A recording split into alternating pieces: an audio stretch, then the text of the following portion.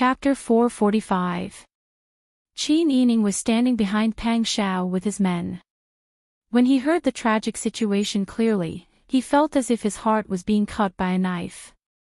Last winter, the troops of the surrendered officials split into several groups and left the old capital for Dezhou's capital.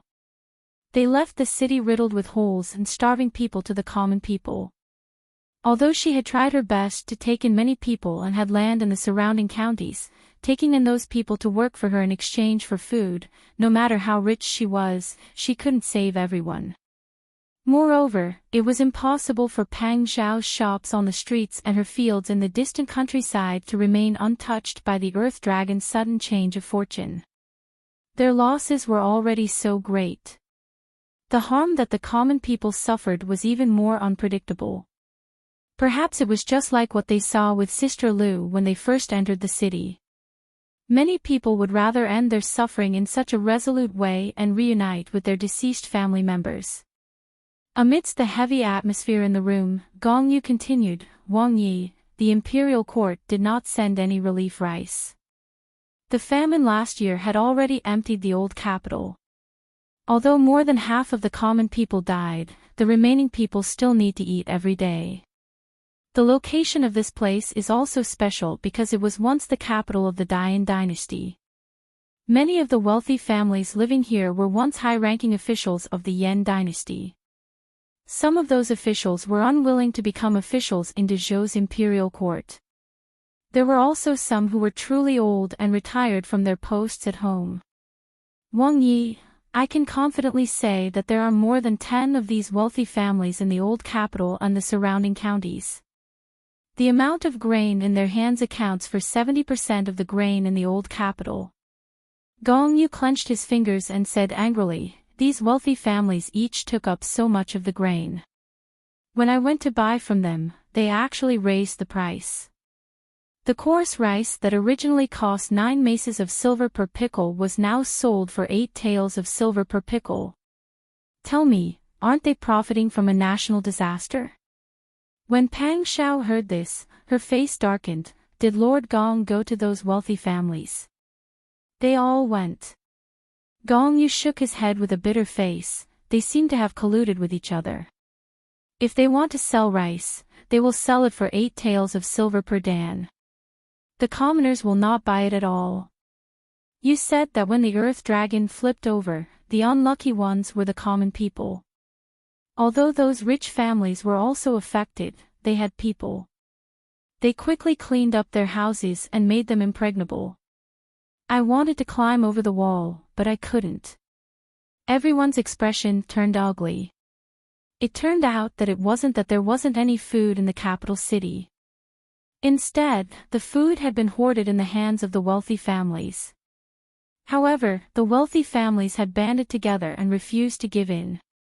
Have you ever thought about transporting grain to other surrounding areas? Wang Yi. Gong Yu's expression turned even uglier. This time, there were 2 big ones and countless small ones. More than 20 cities and towns were affected. There are only a few roads leading to the south that are still in good condition.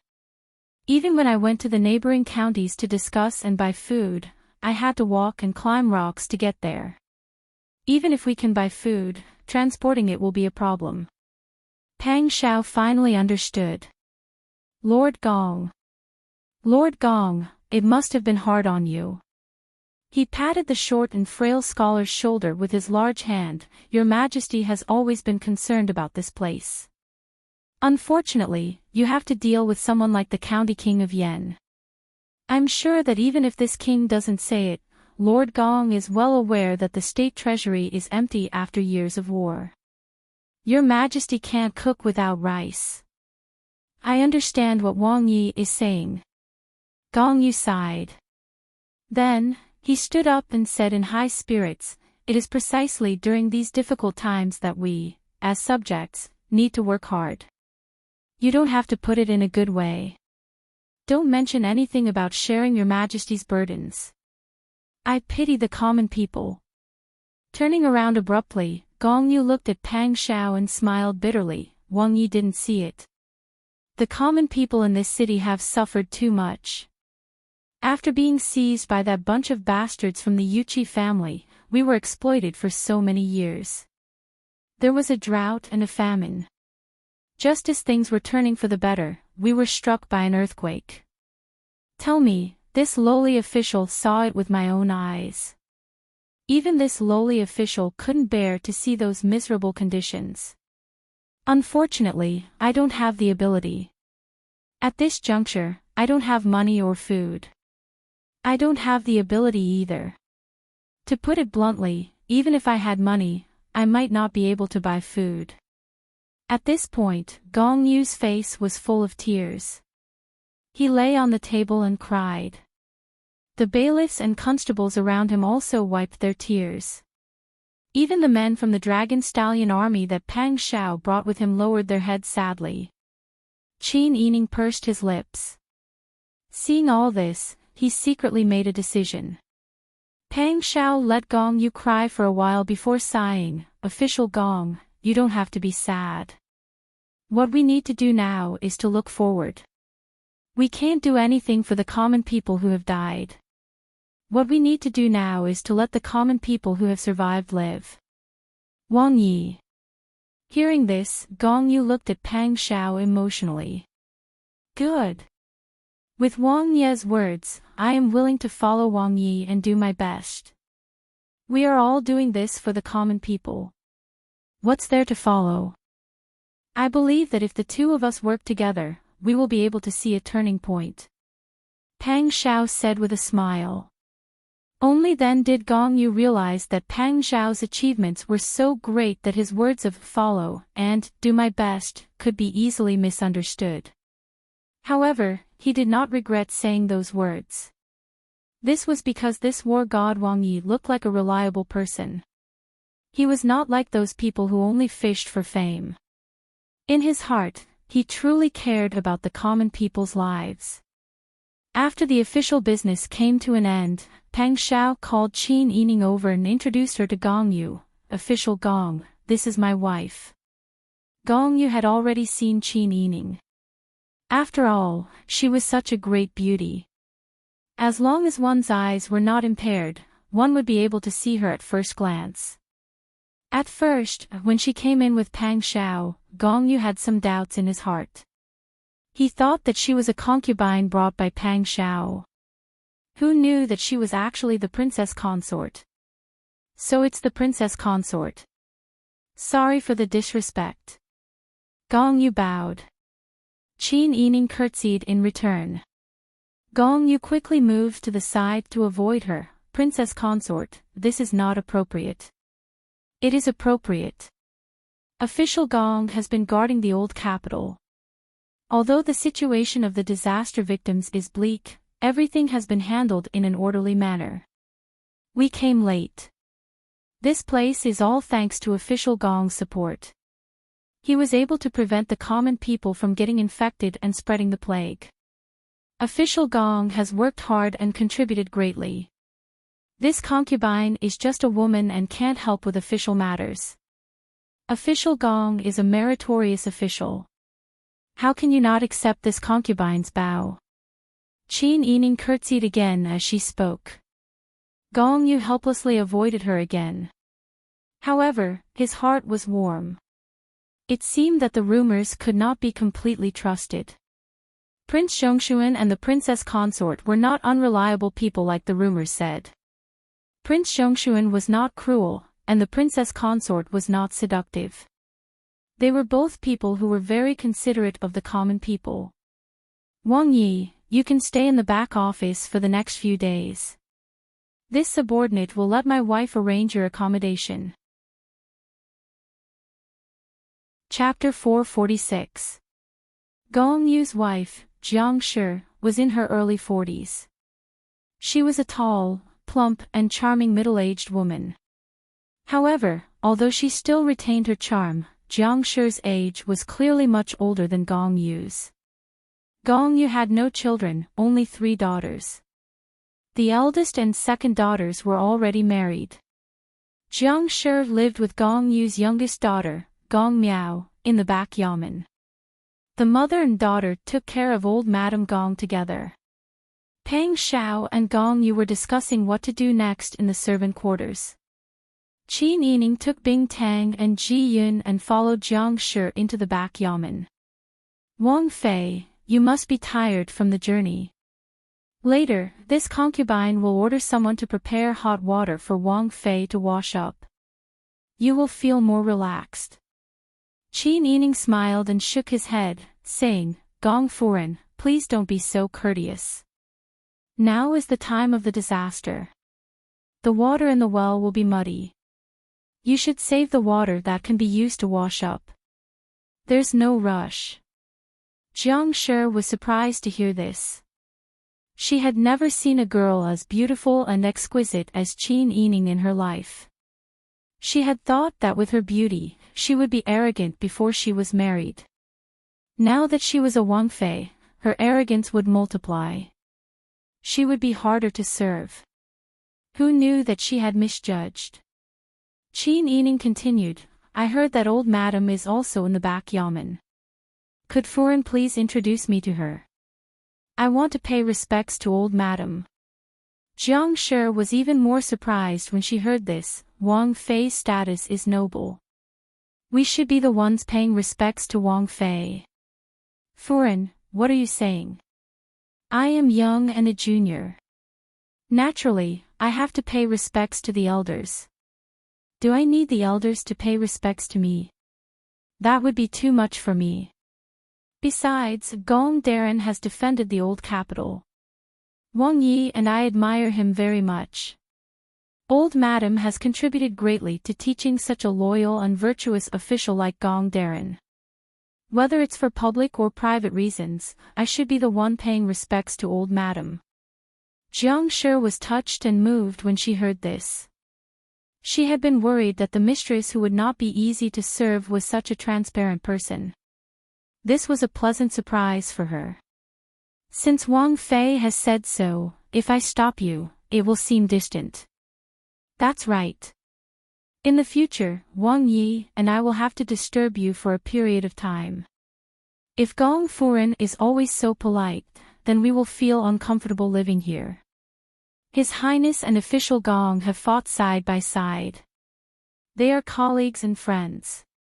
Since the two of them are so close, we naturally should not be estranged. Wang Fei is right.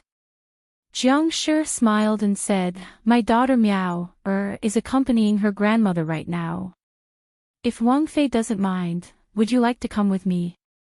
Thank you, madam. Jiang Shi led Qin Yining around a corner and walked towards the main room in the back courtyard. As she walked, she introduced, This is it. Usually, Darren and I live in the side room. My mother-in-law lives in the main room. Mother-in-law comes from a family of farmers and scholars and is very reasonable. She treats me like her own daughter. I am disappointing and only gave birth to 3 daughters for Darren. My mother-in-law did not force Darren to take a concubine because she wanted a grandson. When I was young, after giving birth, I became fat and ugly. My mother was afraid that Darren would not like me and sent 2 skinny women. In the end, Darren sold them, saying that the family was too poor to support extra people. Speaking of this, Jiang Shi suddenly realized. She was chatting about daily life to show intimacy, but she did not know if Prince Zhongshuan had a concubine. If Prince Zhongshuan had a bunch of concubines and she showed off how loyal her husband was in front of Wang Fei and how good her in-laws were, wouldn't that be slapping Wang Fei's face? Jiang Shi hated herself for speaking so bluntly. She had not changed her bad habit of speaking without thinking for many years. Who knew that Qin Yining smiled and said, as expected, birds of a feather flock together. No wonder Wang Yi and Gong Darren hit it off. My mother-in-law and great-mother-in-law also treat me like their own daughter. Wang Yi is even more unwilling to get involved with other women. However, my great-mother-in-law is very powerful. If Wang Yi really did that, perhaps even my great-mother-in-law would beat him. Really? There is such a powerful old person? Yes. The two looked at each other and smiled. Jiang Shi's heart relaxed greatly. Her impression of Pang Xiao and Qin Yining improved because Jiang Shi felt that a person who was filial to the elderly would not have a bad character. Even though Prince Zhongshan was infamous, how could one believe all the rumors that came from outside? When the two reached the top of the stairs, Jiang Shi brought Qin Yining into the room. "Mother, Prince Zhongshan's consort is here." Qin Yining followed closely behind. When he saw the half-new tables, chairs, and simple decorations in the room, he gained a better understanding of Gong Yu's honesty. On the couch next to the window in the room, an old woman in her 70s with white hair was taking off her shoes. A little girl who looked to be around 10 years old was helping the old woman put on her shoes. Old Madame Gong's hair was simply tied up in a bun with a silver comb. She wore a sky-blue cotton dress, and her appearance was rather plain. She was even dressed worse than some of the servants of the wealthy families in the capital. However, on her thin face, there was a loving smile. At a glance, one would think that this old woman was a kind and benevolent old woman. Qin Yining did not wait for the old woman to bow and bowed first. "Greetings, old Madame Gong." "Heyoyo, quickly get up, quickly get up. How can I accept this? How can this old woman accept the princess consort's bow? Old madam, you are too polite. You are an elder. As a junior, I should greet you. Please get up. Third daughter-in-law, quickly help her up." "Yes." Jiang Shi took Qin Yining's arm to help her up. She then helped her mother-in-law sit down and smiled. "Mother, the princess consort is not that kind of person. You can rest assured." Old Madame Gong smiled as she looked at Qin Yining. In her heart, she praised the young lady. However, on second thought, if she was not beautiful, how could she be the princess consort? Because Qin Yining's age was the same as old Madame Gong's granddaughter's age, Qin Yining was polite and did not put on airs. Moreover, she was patient with the old woman and knew how to make the old woman happy. Therefore, after chatting for a while, old Madame Gong became very close to Qin Yining. Old Madame Gong then introduced the girl beside her to Qin Yining. "This is my granddaughter, Miao." Gong Miao was very thin. When she looked at people, her eyes were timid. She was somewhat afraid of strangers. However, she still gave a curious and friendly smile. She bowed and greeted, "Princess consort." Qin Yining then put a mutton-fat jade bracelet on Gong Miao's wrist. "This is not something good. Miao, take it and play with it." During this period of time, she had been living in the yamen and would disturb the host's family. It was reasonable for her to give Gong Miao a greeting gift. Old Madame Gong and Jiang Shi repeatedly declined. However, in the end, under Qin Yining's kind words, they still could not refuse. "Princess consort." At this time, Ji Yun's voice came from outside the door. Qin Yining smiled and said, "What is it?" "Wang Yi invites the princess consort to the front for a chat." "Understood."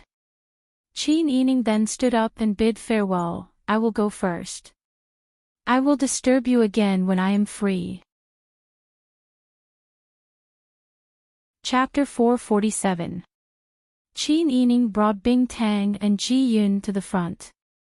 Bing Tang said in a low voice, "Wang Fei, I think this family is kind. It's safe to stay here for now. And, at least we don't have to worry about them playing tricks on us." Qin Yining said in a low voice, "It's just that the situation outside is too chaotic. I'm worried that something will go wrong." Ji Yun said, "Wang Yi has already ordered Jinghu Wei's people and Jing Zhi's group to set up defenses. Hu Zi has also gone to the streets to check out the situation. The Dragon Legion's people are all by Wang Ye's side, so they should be able to deal with any unexpected situations." "That's good, but the situation is still not optimistic. Right now, the commoners don't know that Wang Yi is the disaster relief ambassador. Once they know that the disaster relief ambassador didn't bring the relief rice, then it won't be as peaceful as it is now. Ji-Yun nodded solemnly. Bing Tang helplessly said in a low voice, all crows are black. The unluckiest ones are always the commoners. Qin Yining sighed. Although Li Qitian schemed against Pang Xiao previously, she wasn't that muddle-headed when it came to matters of right and wrong. However, when it came to the treasure this time, Li Qitian's eyes were red. Everything she did was for the treasure. It was also because of the huge amount of treasure. She heard Pang Xiao secretly say that there were only a few boxes of silver in the treasure. The rest were filled with gold, gems, and a box of antiques and paintings that were priceless.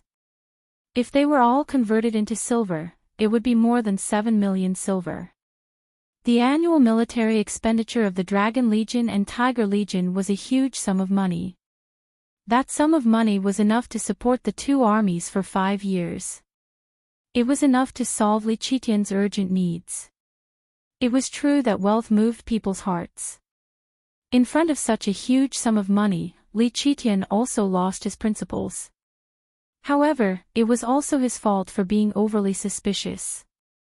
If he hadn't suspected Pang Xiao from the beginning and let Pang Xiao do everything, how could things have developed to this point? Qin Yining arrived at the front office, but he only saw Pang Xiao, and did not see Gong Yu. Where is Lord Gong? Pang Xiao pulled Qin Yining over and shoved the rolled-up note in her hand to her, indicating for her to read. Lord Gong has brought his men out to patrol the city. Qin Yining opened the note and read it carefully. He could not help but raise his head in astonishment. Although the content of the note was simple, it contained a lot of information. This was Li Qitian's secret order, telling them that the treasure had indeed been stolen. He ordered Pang Xiao and Qin Yining to continue tracking the whereabouts of the treasure. According to Li Qitian's investigation, the hidden treasure had been transported to a place called Yang County under the old capital. It was confirmed that the treasure was near Yang County, but the exact location was still up to Pang Xiao. Qin Yining's heart was in a state of shock. That was because the location she had arranged with Qing Tian Alliance and the silver-masked spy was not Yang County. Could it be that Li Qitian's investigation was wrong? That was impossible. No matter how useless Li Qitian was, when it came to the whereabouts of such a large sum of money, it was impossible for him to make a mistake. That meant that the people she arranged to steal the treasure had made a mistake. Was it Qing Tian Alliance's problem or the Silver Mask spy's problem? Or were they working together to betray her and take away the treasure to divide it equally? Pang Xiao saw that Qin Yining's expression was not good, so he hurriedly comforted him in a low voice. It's okay, don't think too much. Qin Yining stared at Pang Xiao and said in a low voice, where do you think the problem came from? Pang Xiao smiled and said, maybe there's no problem at all. It's just that there were some last-minute changes that forced them to send the treasure elsewhere. You should trust them, don't let your imagination run wild and make yourself suffer. Qin Yining smiled bitterly and shook his head, you don't have to comfort me, it can't be like that. Previously, the higher-ups were not prepared at all and were only focused on waiting for the treasure to return to the capital. How could they make last-minute changes? If it wasn't the higher-ups, then it would be even more impossible for anyone else. This time, the information was blocked and we were trapped in the mountains for more than half a month. The people who could have leaked the information were either killed or trusted subordinates of the higher-ups. How could Pang Xiao not know this? However, Qin Yining was so sad, and he really didn't want to add fuel to the fire. Qin Yining had said before that the people of the Qing Tian Alliance couldn't be fully trusted. Although the people of the Silver Mask secret agents were loyal, there were too few of them and they were too weak to take action. However, when things really went in a direction that they didn't want to see the most, how could they not be affected? Sister E, don't think too much. You've already done enough, much better than many women. These things were originally uncontrollable, so you can't be blamed for it. Qin Yining rubbed his eyebrows tiredly and said in a low voice, I know, but this matter is most likely because there's a traitor among my people. That's why it's like this. The most embarrassing thing is that I still don't know which side this traitor belongs to. If it was your Jinghu Wei, they definitely wouldn't have done this. Pang Shao took Qin Yining into his arms with heartache and said in a low voice, You've already helped me a lot by doing this, really. Jinghu Wei is being closely monitored. If it weren't for you, wouldn't we have to watch the enemy get stronger? I don't have the heart to rebel, but I also don't want to sit still and wait for death. Sister Yi, you've really helped me a lot. Qin Yining sat on the chair and hugged Pang Xiao's thin waist with both hands, burying her face in his abdomen. Sometimes, she really felt very tired. However, she knew that she and Pang Xiao were now tied together. They were husband and wife. As long as one of them was tired and retreated, then all the pressure would be transferred to the other. Now that the situation was so tense, she absolutely couldn't relax. She didn't want to hide behind Pang Xiao and let him protect her.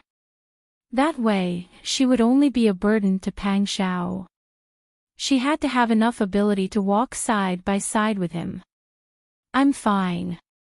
When she straightened up again, she was able to smile calmly. Your Majesty wants to track down the whereabouts of Yang County's treasure. If we don't take action, we have to find a time to go. Also, I want to try to contact the Silver Mask Spy and the Qing Tian Alliance. Pang Xiao smiled and leaned over to kiss her forehead. You're right. We'll listen to you. When I came out, Mr. Xia and Mr. Su were very worried and wanted to follow me. I was afraid that there was no one in the capital to support me, so I left them at home. They were worried, so I told them that I had you by my side. You're my strategist. Now, it seems that my judgment was right. Qin Yining was amused by his words. You only know how to make me happy. I'm not a strategist. I'm just a little smart. Don't belittle yourself. If an ordinary woman had your cleverness, she would be more than qualified to be the empress, let alone be in charge of the harem. Nonsense. Qin Yining rebuked and lightly pinched Pang Xiao. Chapter 448. Qin Yining was a little surprised when she heard this. You arranged for someone? Yes. When we went out, I was worried that we would lose contact with the outside world. At that time, we wouldn't know anything. Wouldn't we be at the mercy of others? So I arranged for someone to stay by my father-in-law's side. My father-in-law is a very smart person. He knows what kind of news to send to me at the right time. He is in charge of scouting, and my people are in charge of delivering the letters. Only in this way can we ensure that we know the most reliable news in the capital. Qin Yining was even more surprised. This matter was actually the work of Qin Huaiyuan. When did you discuss this with my father? You didn't even tell me. To tell you the truth, my father-in-law told me about this idea first, and then I thought of it. Sister Yi, my father-in-law is really amazing. He is thoughtful and good at making decisions. To be honest, my counselors combined may not be as good as my father-in-law. Qin Yining could see that Pang Xiao sincerely admired Qin Huaiyuan. He didn't deliberately say this to coax her. Qin Huaiyuan was a good father. He was indeed worthy of the title of a wise Panin. For Qin Yining, Qin Huaiyuan had always been her pride. He was the reason why she could always move forward bravely. For example, this time she came out with Pang Xiao because she knew that no matter if it was the family Qin or the Pang family in the capital, as long as her father was there, everything would be fine. Therefore, she was so relieved. Qin Yining smiled and said, Before we went out, I saw that you and my father were always meeting each other. It turns out that you had so many secret plans. Why didn't you tell me? What are you talking about? I didn't have any secret plans. Pang Shao finally made his wife happy. His mood also improved a lot. They burned the note of the secret edict. They whispered to each other again. On this day, they didn't do anything else. They simply ate some porridge and went to bed early. This was the first time in a long time that he had slept in a proper bed.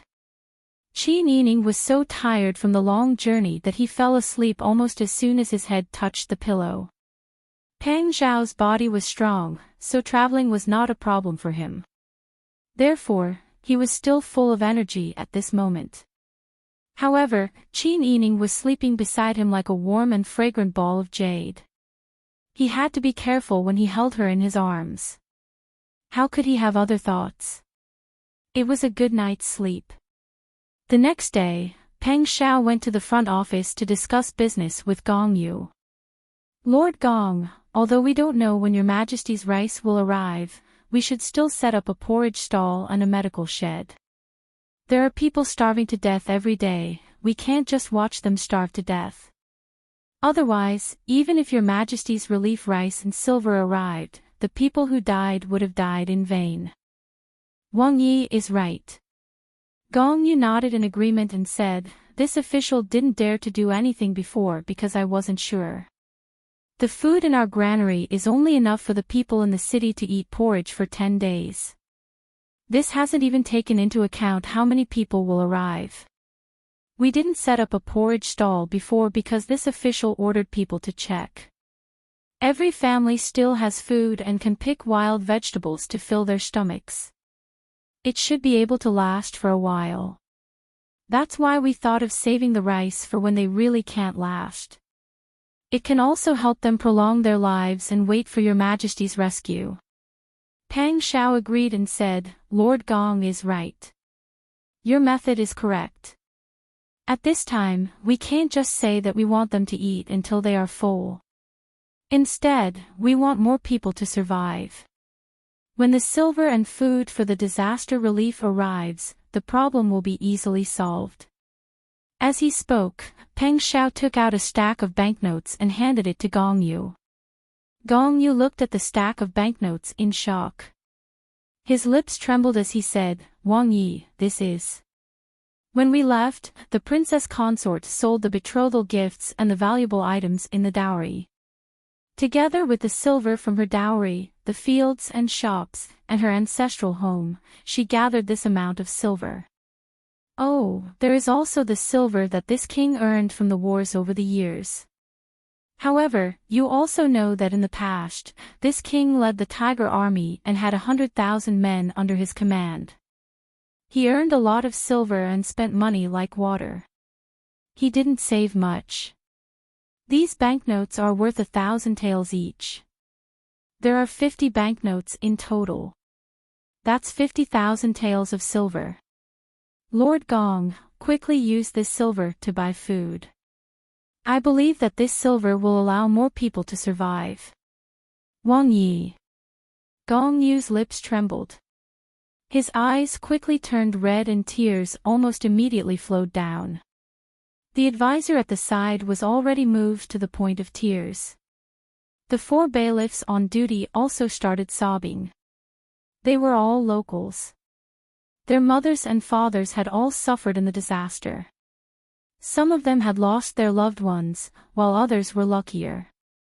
Their families were still alive, but now they could barely afford to eat. Pang Zhao's 50,000 taels of silver was enough to mobilize an army to fight a war. Although the current situation was that transportation was difficult, and the price of food had increased dramatically. The disaster area was in a state where even if one had money, they couldn't buy food. But even so, they didn't see any of the local wealthy families donating money. They also didn't see any of the officials in the imperial court donating money. In their impression, Pang Shao was still the enemy who led the army in and destroyed the Dian dynasty. But now, it seemed that they were very lucky to be able to be a subject of Dezhou and receive the sincere treatment of Pang Shao. Pang Shao was a military general. A military general's mission was to fight on the battlefield. Your Majesty's one sentence, Peng Shao would be like a sharp blade that would strike wherever he pointed. Did the mistakes of the previous wars really have to be blamed on such a righteous person who cared about the people? Wang Yi is so righteous. You're actually willing to donate your family's wealth for disaster relief. This humble official simply can't raise my head in front of Wang Yi. What are you talking about? When there's a disaster, we have the money to donate, and the strength to contribute. Lord Gong's hair has turned white from anxiety because of this disaster relief. This king came late, so what's the point of donating some money? Our goal is the same. We all want the people to survive. That's enough. Wang Yi. Okay. This humble official will definitely report this matter to Your Majesty. We can't let Wang Yi contribute silently. Advisor Liu also said, and the people in the city.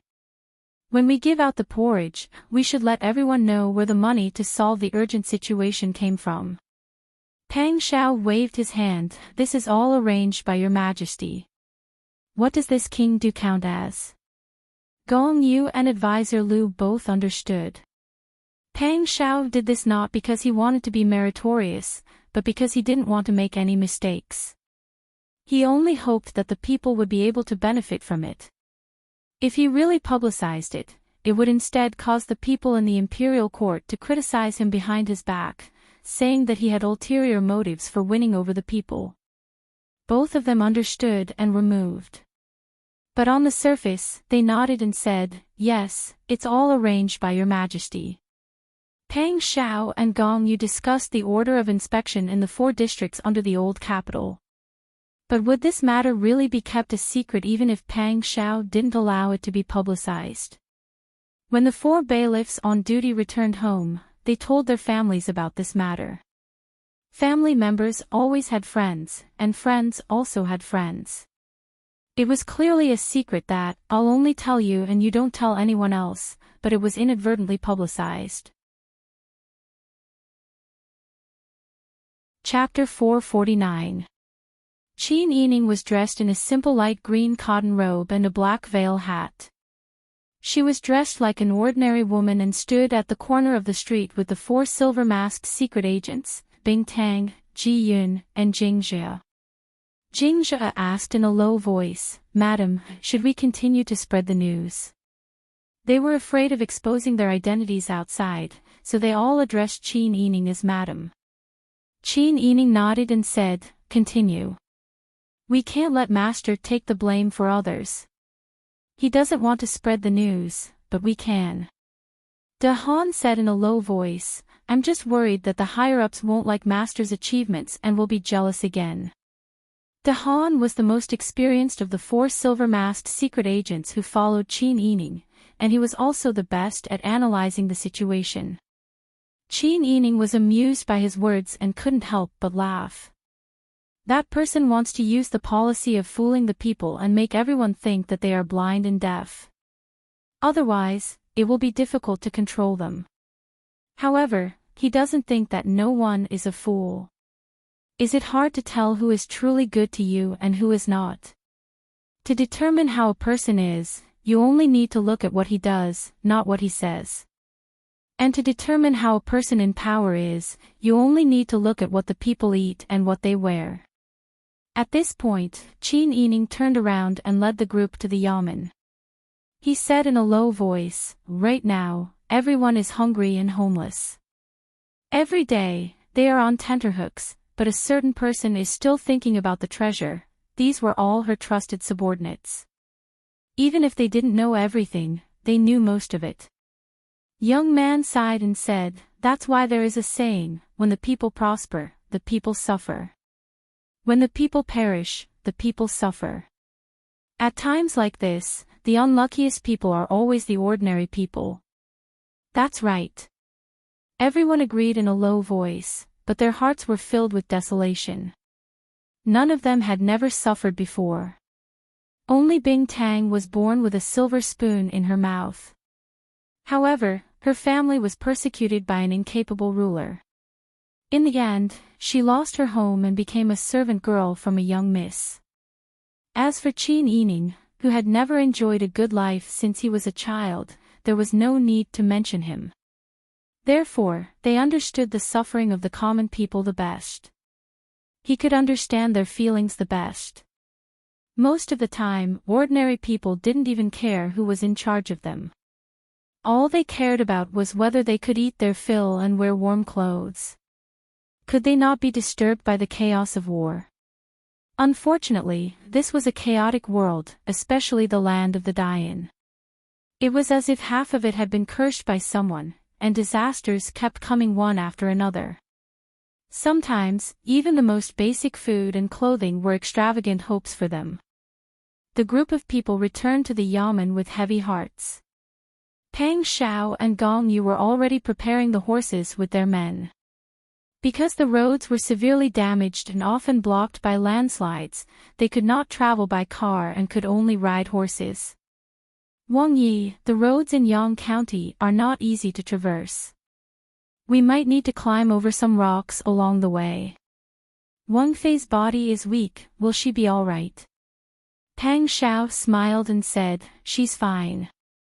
Don't be fooled by her delicate appearance, her temperament is not inferior to us men's. Yang County still has her dowry village, she wants to take a look. Wouldn't it be great if she could gather food? Gong Yu smiled and nodded, saying, how could a woman who is worthy of Wang Yi be simple? Oh right, was Wang Fei from the Yan dynasty in the past. At this time, Qin Yining had already walked over. He smiled and said, yes, Lord Gong. My father was the prime minister of the Yan dynasty. He was later conferred the title of Grand Preceptor of the Crown Prince and held the title of Marquis of Anping. Later on, when the Yan dynasty became chaotic and decayed, my father pledged allegiance to your majesty. Ah! I know. Your father is the current minister Qin, the one known as the wise Panin. Is Lord Qin. Qin Yining smiled and nodded. So that's how it is. Wang Fei is from a prestigious family. No wonder her temperament is different from that of ordinary women. Then, the dowry and money donated this time, as well as the sale of this residence, were all done by Minister Qin. Qin Yining smiled and said, it's good that I was able to help. My father didn't want to make it public. When the guards heard this, they were once again grateful. Even the casual Jinghu Wei and the Dragon Stallion army admired Prince Zhongshuan and Lord Qin. They also understood why they didn't want to announce their achievements. They only wanted to do something for the common people. They didn't want to steal anyone's reputation and didn't want to invite trouble for themselves. It was this simple way of doing things for the common people that was even more moving. Pang Shao led a red and docile mare over. Pang Zhao's black horse also followed and rubbed its long face against Qin Yining. Qin Yining was amused and couldn't help but stretch out his slender fingers to stroke the horse's mane. Her white hands were as white as snow under black clouds, black and shiny fur. Pang Shao handed the mare's reins to Qin Yining and said, my black cloud's temper is too bad.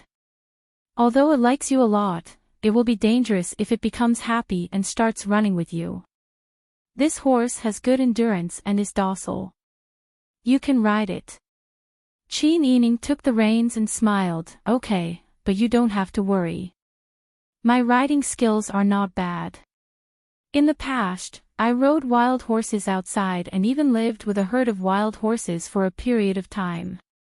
As Qin Yining spoke, she put on her veiled hat and stepped on the stirrups. She flipped over and rode on the horse's back. She was wearing a short jacket and a long pleated skirt. When she got on the horse, her skirt fluttered like a butterfly spreading its wings. People couldn't take their eyes off her. She sat upright on the horse's back and gave people a valiant and heroic feeling. Pang Zhao's eyes lit up. She patted Qin Yining's hand and jumped onto Black Cloud's back. At this time, Huzi also helped Bing Tang onto the horse. He couldn't help but tease her, luckily, I taught you the basics. Otherwise, you wouldn't be able to keep up with us. Bing Tang rolled her eyes and said, "It was Madam who taught me, not you." "Hey! How can you be so ungrateful?" "Who's ungrateful? Go!" Bing Tang shook the reins and urged the horse to Qin Yining's side. Huzi could only rub his nose and get on the horse as well. Gong Yu, Advisor Liu, and the 4 young bailiffs also got on their horses and rode side by side with Pang Zhao's group. The remaining Jinghu Wei and the silver-masked spy were mixed in with the horses of the Dragon Stallion army.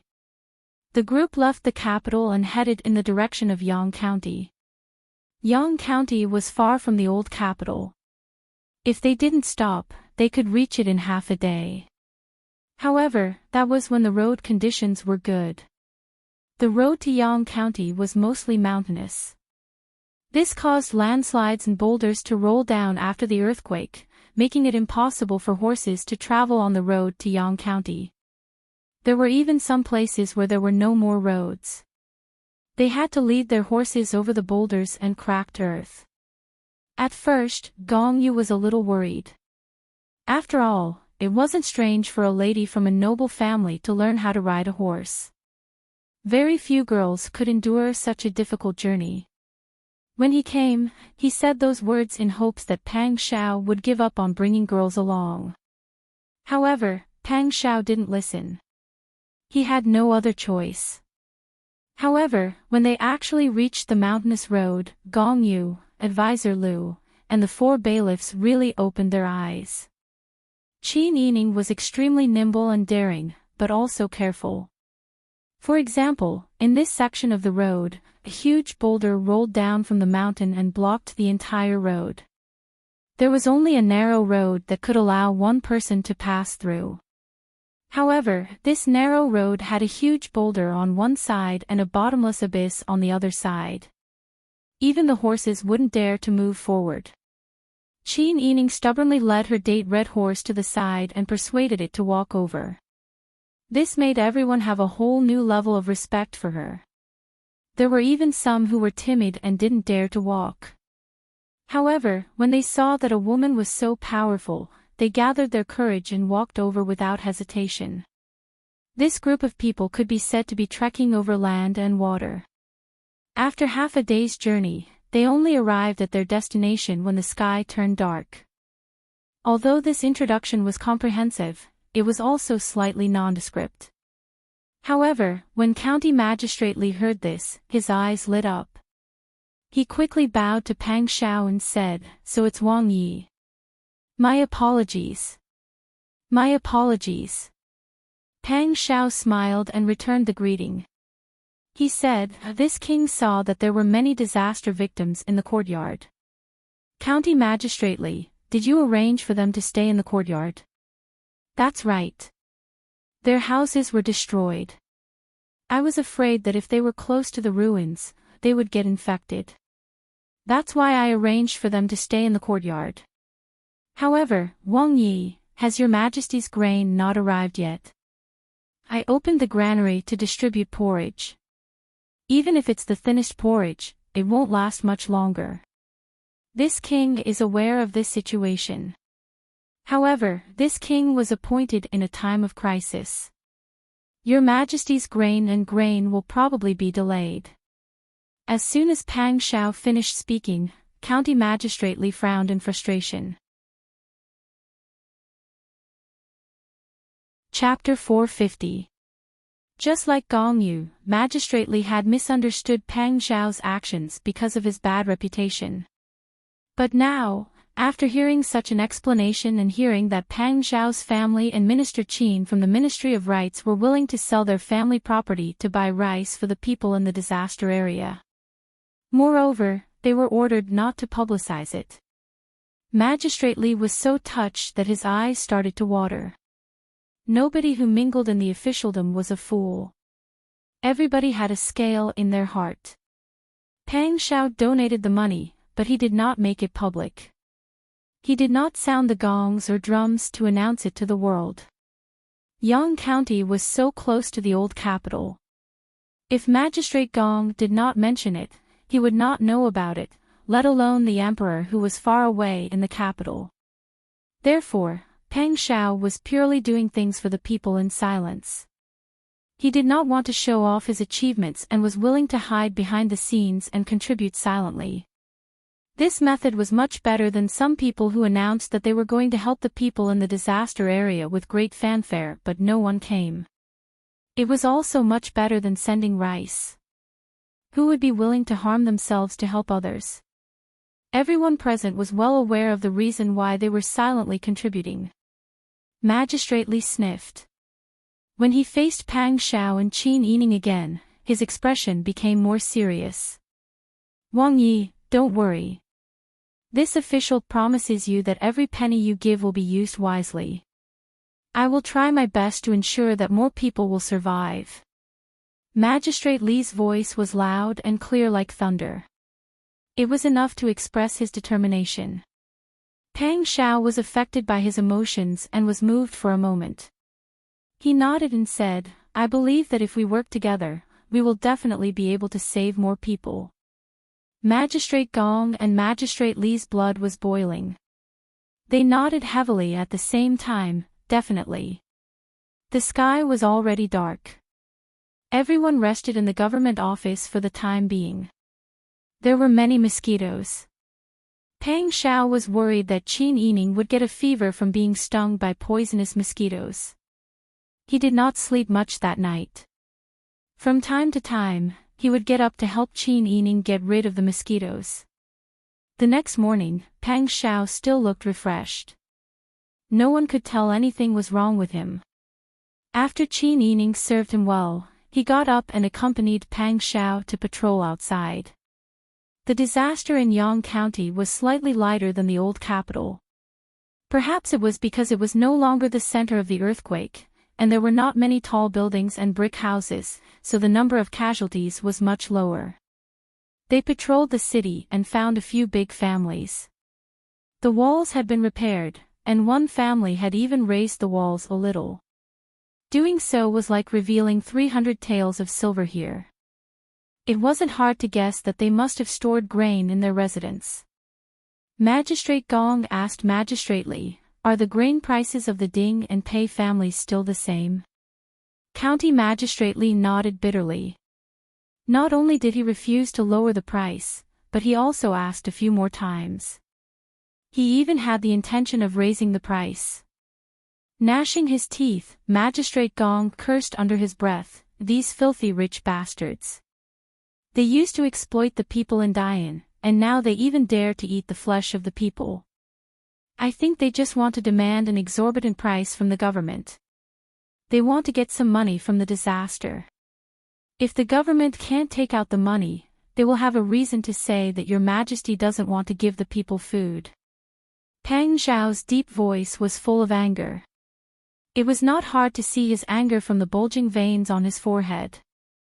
Wang Ye's analysis is right. These filthy rich bastards don't deserve to be human.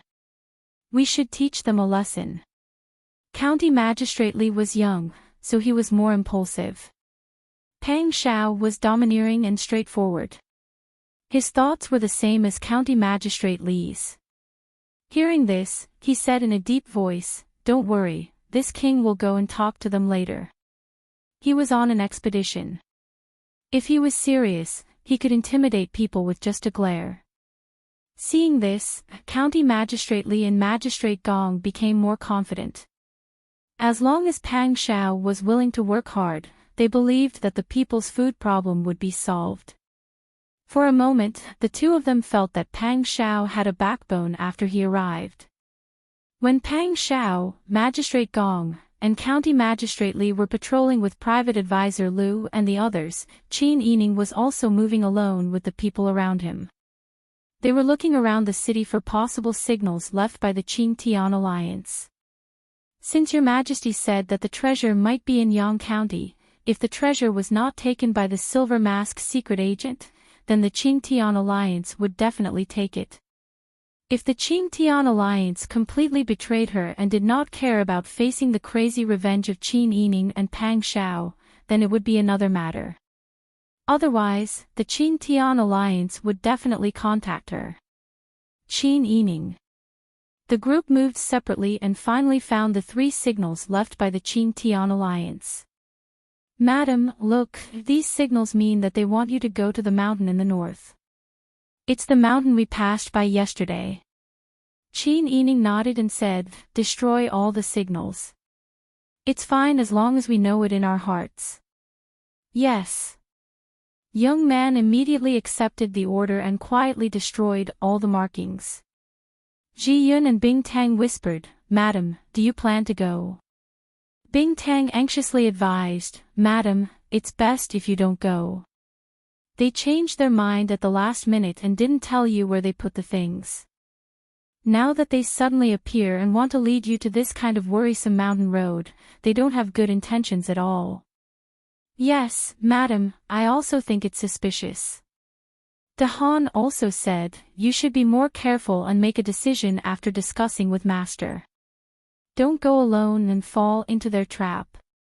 Qin Yining knew their good intentions, and she also felt that this matter was not something she could solve alone. Therefore, after the inspection that day, Qin Yining returned to the magistrate office and hid in the room with Pang Xiao to whisper to each other. Pang Xiao hugged Qin Yining's waist and rested his chin on her shoulder. He whispered in her ear, did you really find the signals? Yes, but I didn't dare to go alone. Qin Yining also raised her head and whispered in his ear, I don't think it's that simple. Fortunately, you didn't go. Today, I received a secret report from the capital. Didn't I leave someone by father-in-law's side? It was father-in-law who ordered him to deliver the news. Pang Xiao lowered his voice even more, and his hot breath blew on Qin Yining's ear, Your Majesty has secretly come to Yang County. Our movements are all under surveillance. If we act rashly, I'm afraid that Your Majesty will know sooner or later. When that time comes, we won't be able to explain ourselves. Qin Yining's body stiffened when she heard this, and she couldn't help but feel scared. Fortunately, she had developed a habit of relying on Pang Xiao. She liked to discuss with Pang Xiao whenever something happened. If she still made decisions on her own like before, she was afraid that this time, she would have really failed miserably and implicated Pang Xiao. It was also possible that the people from the Qin Tian alliance and the 2 families in the capital would be exposed. Fortunately, I didn't go. Qin Yining heaved a long sigh of relief. Yes. Pang Xiao kissed her forehead and said, from now on, we only need to focus on disaster relief. Don't worry about the treasure and the contact between the Qin Tian alliance and the others. We can't expose ourselves in any way. Otherwise, our families in the capital will be in danger. Chapter 451. Qin Yining felt a lingering fear. If she had immediately ignored the clues she had found, it was very likely that she would have attracted Li Qitian's attention. Even their actions of searching for clues might have fallen into Li Qitian's eyes and ears. Seeing her frown, Pang Xiao easily guessed what she was worried about. He couldn't help but touch her forehead to comfort her. Silly girl, what are you thinking about? Your subordinates are very experienced, so they definitely didn't expose their tracks. Moreover, the terrain of Yang County is very winding, and there are many mountain roads. It's not easy to find a path when it's still intact, let alone when the entire county is in chaos after the earthquake. Moreover, even if they left an informant, they would first monitor me, the big target, and then they would monitor you, the small target, and they might not be able to find you immediately. Qin Yining heard this and laughed. You know me the best. I don't need to say anything, but you know what I'm thinking. Of course. Pang Xiao proudly pinched her cheeks. I know what you're thinking with just one look. For example, if you think your husband is handsome and elegant, don't you want to kiss me? Shameless. Qin Yining greeted him with a soft fist. Pang Xiao held her soft fist in his palm, moved it to his lips, and gently kissed it. Don't worry, I'm here. Qin Yining's heart calmed down when he said that she didn't worry. She couldn't help but bury her head in his chest, breathing in his unique fragrance and masculine scent. She said in a muffled voice, "I know. I'm not afraid, and I'm not worried." Pang Xiao's arms tightly hugged her, and his large hand gently patted her back.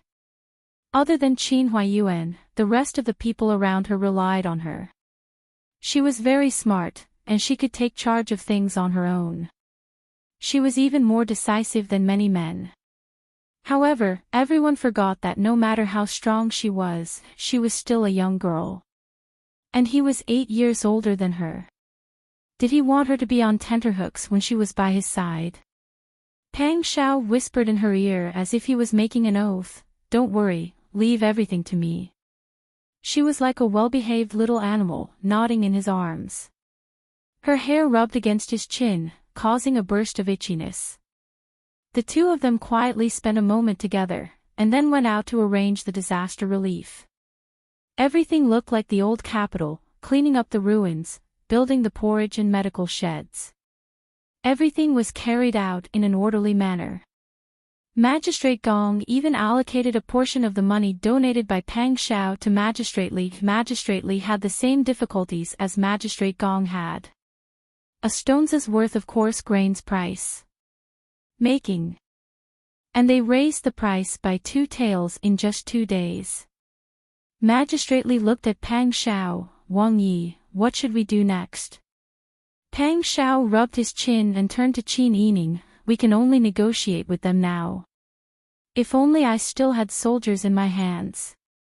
Qin Yining said angrily, "So what if you have soldiers?" "With soldiers and horses, I'm a wolf with fangs. I'll eat people if I don't agree with you. I'll send my wolf cubs to those rich families. There's no need to negotiate. I'll just ask them if they want their lives or their money. That's enough to scare them into selling their grains at a normal price." Alas! If Wang Yi could bring soldiers here, then we wouldn't need to talk. We'll just rush in and catch those rich and heartless bastards. Wang Yi will be able to scare them into wetting their pants just by standing there.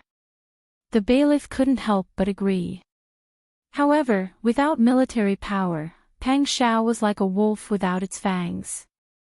Even if he had prestige, what could he do? Wouldn't he still be controlled by others? Magistrate Gong and Magistrate Li couldn't help but sigh when they heard this. They were just small officials outside the capital and didn't know much about the capital. However, Pang Xiao was a loyal and benevolent person. How could he do such a rebellious thing? It was understandable that the emperor was wary of him. However, not only did he delay important matters, but he was also wary of a meritorious official who had shed blood and sweat for the country.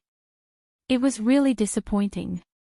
However, such a person who had been betrayed was able to donate such a large sum of money to buy food and medicine for the people in the disaster area. Moreover, he had done so before the country's relief rice and relief funds arrived. How could such a person not be deeply respected? Forget it. The only thing I can do now is to talk to them in person. I'll try to move them with emotion and reason. Then, I'll see if I can negotiate the price. Pang Xiao got up and called Hu Zi and the elite tiger guards to accompany him. Qin Yining said, "I won't go with you. Today, I plan to go to the farmstead and see if I can get some grains. I don't know if my farmstead is seriously affected by the disaster." Pang Xiao nodded and said, "Be careful. I'll call the people around me to go with you." "No need. Your situation is more urgent. You can bring a few more bodyguards. 4 bodyguards are enough for me." Pang Xiao looked at Jing Zhe and the other 3 people behind Qin Yining and nodded with relief. Magistrate Gong and Magistrate Li sent the 2 of them out of the door and looked at their backs with hope. They looked at each other and said with emotion, "Wang Yi and Princess Consort are really good people. Especially Princess Consort. Here, she is eating porridge with us and has to run around for food. However, she has never complained. Only such a woman is worthy of a benevolent and righteous person like Prince Zhongshuan. Yes. Although they couldn't eat their fill, they were full of energy with important people like Wang Yi and Princess Consort accompanying them to suffer and think of solutions. County Magistrate Li and Magistrate Gong busied themselves with settling down the victims of the disaster. Qin Yining, along with the 4 silver-masked secret agents, Bing Tang, Ji Yun, and Jing Zhi, went to a farmstead not far from Yang County. The person who answered the door was a young girl who looked about 6 or 7 years old. Her hair was combed into 2 buns and she wore a coarse cloth jacket. When she saw Qin Yining, the young girl shouted in surprise, "It's 4th young miss. 4th young miss is here." Qin Yining thought carefully and recognized the young girl in front of him. "You are Pingya, You have grown a lot taller.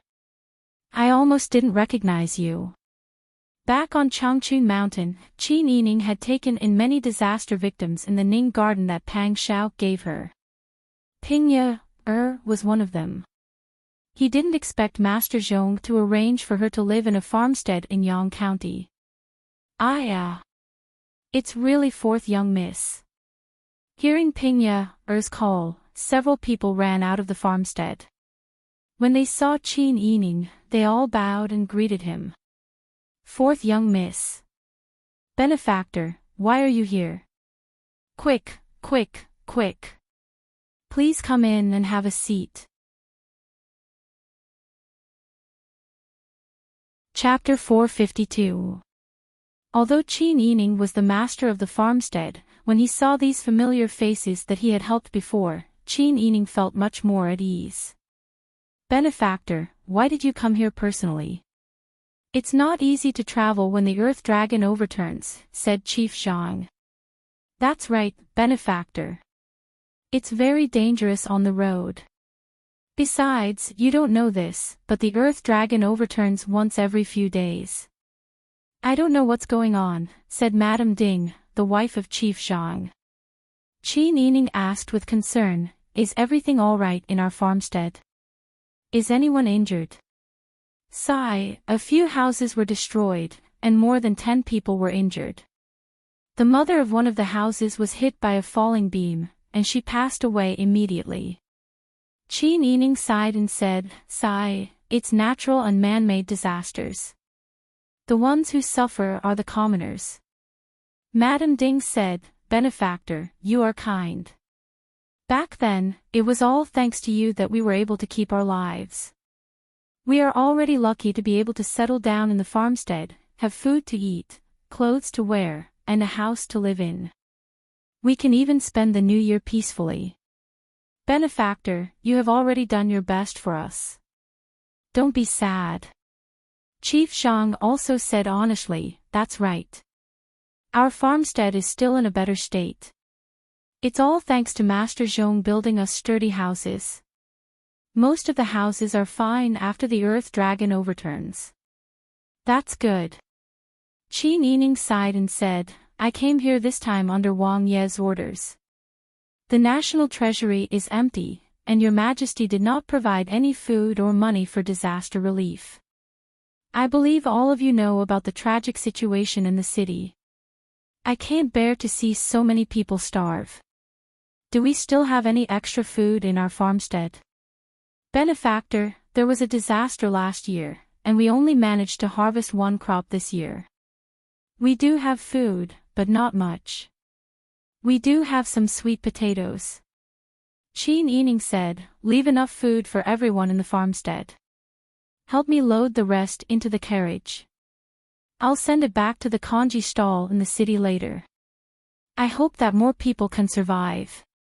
Chief Zhang nodded and immediately went to do it.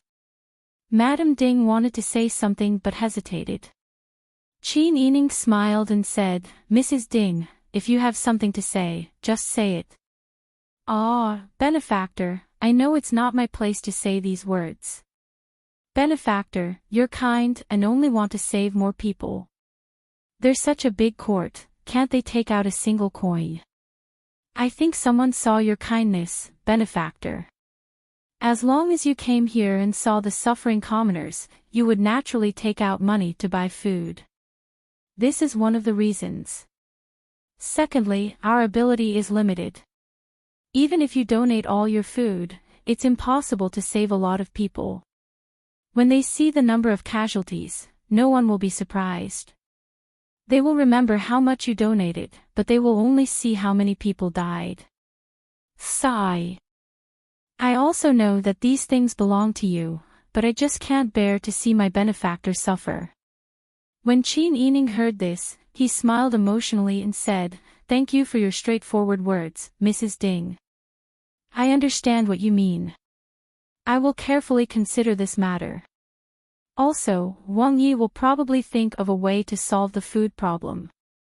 I just want to do my best to save as many people as possible before he thinks of a solution. You're a kind person. It was because of your kindness that we were able to survive. We will do as you say." When she said this, Madame Ding felt that she was really despicable. Could it be that only Qin Yining was allowed to use money to save her? Now that he wanted to save other people's lives, she was still acting like a villain. Qin Yining rested in the room for a while the people in the farmstead started to make preparations. Because the road conditions were bad, it was difficult for the carriages to travel, so the food was carried on the backs of the mules and horses. All the food added together was enough to fill a large carriage. Qin Yining pulled Chief Zhang to the side and asked in a low voice, "We've packed so much. Do the people in the farmstead have enough to eat? Don't donate your rations just because of a word from me." Chief Zhang's heart was filled with warmth. "Benefactor, don't worry. We'll follow your instructions and leave our rations. You don't have to worry. However, I heard that there's already an epidemic in the city. Benefactor, you're always walking around there. You must be careful." Qin Yining nodded with a smile and said, "You too. Take good care of the farmstead. Don't be in a hurry to do anything during this period of time. Just focus on living well. As long as we're alive, we'll have plenty of time in the future." "Yes." Qin Yining didn't dare to delay any longer. Since they had some food, they had to send it back immediately. Saving people was like putting out a fire. She didn't want to see the people sacrificed in vain because of an incapable ruler. The road was extremely difficult to travel. Fortunately, this group of people were all horses. If they encountered difficult roads, they could just lead the horses over carefully. However, even so, it was already afternoon by the time they returned to Yang County. Pang Xiao was worried about Qin Yining and had been waiting at the city gate. When he saw Qin Yining and his group returning with the horses with rations tied to their heads, a smile appeared in Pang Xiao's eyes. However, he felt even more heartache. "You're back." Pang Xiao smiled and went forward to welcome them. Qin Yining dismounted from his horse and said with a smile, "I didn't expect you to come back first." "Yes, we came back in the afternoon." "How was it? Are you tired after riding a horse for so long?" "I'm fine." Qin Yining walked side by side with Pang Xiao towards the yamen. He chuckled softly and said, "It's just that the saddle is a little abrasive. I didn't think so in the past. Now that I've been living like a prince, I've become delicate." "How are you delicate?" "You're a delicate and soft lady, yet you have to suffer with me." Pang Xiao brushed her messy hair with his large hand. The two of them stood under the shade of a tree and watched their subordinates lead the horses forward. When there was no one else around, Pang Xiao lowered his voice and said to Qin Yining, "My spies discovered that the entire area around the old capital has been surrounded by the Dragon Stallion army. They should have been brought here by your majesty. In particular, there are people rushing towards Yang County. However, they were delayed by the bad road conditions. However, I believe that the troops will arrive soon." Qin Yining was shocked when he heard this. "So, the treasure is really in Yang County?" "Yes." Otherwise, your majesty wouldn't have done this. However, we still don't know where the treasure is hidden. We also don't know where the Qingtian alliance stands on this matter. Are the marks they left behind the location of the treasure? Qin Yining said helplessly, since they know that the troops have been mobilized, and your majesty has secretly rushed over, we can't let our guard down. Even if we're curious, we can't go and investigate. Otherwise, we'll get into trouble and the losses will outweigh the gains. Right now, the most important thing is to think of a way to help the disaster victims. The little things we have won't be able to support us for long. The imperial court also doesn't have any rice, so we have to start with the large families. Upon hearing this, Peng Shao smiled bitterly and said, those large families are all dissatisfied with the Dezhou imperial court. Moreover, the rich are heartless. I went to talk to one of them, but it was to no avail. We have to think of a more suitable method in the future. Chapter 453. When Pang Shao heard this, he did not immediately respond. He said hesitantly, it is not appropriate for you to appear in public for this kind of matter. I will find a way to persuade them. It is best if you do not participate. Those large families were waiting for people to come begging them. How could they have any good intentions? Also, most of these large families had people who had been officials in the Dian. These people might have some dissatisfaction with Dezhou. Regardless of whether their characters were truly noble or not, as long as they stood on the moral high ground and criticized Qin Yining, their words would not be pleasant to hear. After all, Qin Yining was the daughter of the Grand Preceptor who had been discussed as the Empress candidate in the Dian. Now, she had become the Wang Fei who had destroyed the Dian dynasty. In those people's eyes, she was a rebel. Pang Shao knew that Qin Yining had suffered a lot with her. How could he bear for her to listen to other people's gossip? When Qin Yining saw him, she was worried. After thinking for a moment, she knew what he was worried about. The warmth in her heart could not be concealed and bloomed. Qin Yining hugged Pang Shao's arm and rubbed against his shoulder. Don't worry. Am I the kind of person who cares about other people's opinions? Also, how can a person expect to be liked by everyone when they live in the world? Our positions are different. It is normal to be scolded. Even so, listen to me. But you'd better listen to me on this matter. I'll do it myself. Don't get involved. Pang Shao hugged Qin Yining with heartache. The more open-minded and sensible she was, the more Pang Shao pitied her. If she had not suffered so much in the past, she should have been at a lively age. How could she have been forced to learn so much about the fickleness of human emotions? Even though the sky was dark, they were still on the streets. Qin Yining's face was red as she gently pushed Pang Shao away. Pang Shao did not hug her anymore. He put his arm around her shoulders and slowly walked in the direction of the yamen. Since you say so, I will not force you. Actually, it's better for us to be more cautious during this period of time. Qin Yining was also afraid that he would stand out and bring trouble to Pang Shao. After all, Li Qitian had secretly sent troops to surround the old capital. Pang Shao could understand what she meant. He nodded and said, "You're right. We just need to think of ways to relieve the disaster. As for the other aspects of your words and actions, you must pay special attention to them. You must not be ambiguous and give others something to use against you." I know. Since you don't want me to participate in the negotiations, I won't go out if there's nothing important. Qin Yining had seen the chaos and cruelty of war. When the people could not even guarantee their own safety, morality was already a luxury. At this time, if she went out casually, she might encounter danger. It was even more likely that she would take this opportunity to cause trouble. Pang Shao saw that she was so sensible. If they weren't still on the street, he really wanted to hold her in his arms and love her.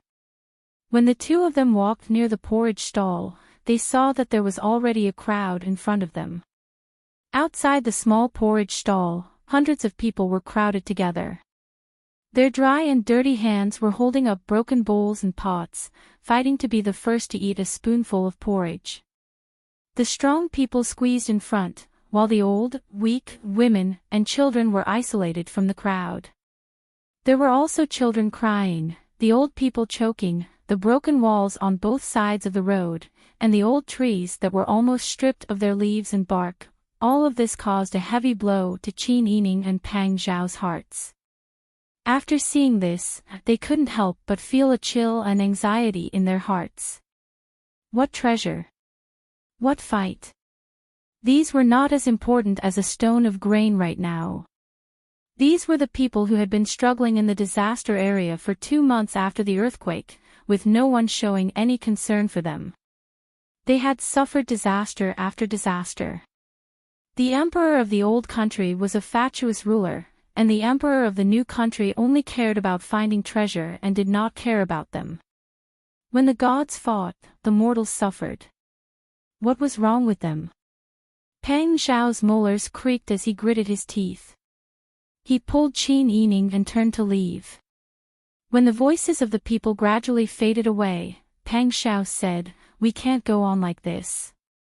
The grain won't last much longer. I have to make those rich families spit out the grain. Otherwise, more and more people will die." They weren't killed by the overturned houses, but starved to death by their own king. Damn it! Pang Zhao was furious. He punched the yellow mud wall next to him. The wall had many cracks because of the impact, but under such a strong force, it shattered with a loud bang. Dust flew everywhere, and the mud broke into pieces. Qin Yining pulled Pang Zhao's hand. She saw that his fists were clenched so tightly that his veins were exposed. The skin on his knuckles was broken, and the blood was mixed with the dust. It was a shocking sight. However, she did not nag Pang Zhao. She just quietly took out a water bag to help him clean up. Then, she applied the wound medicine that Bing Tang gave her.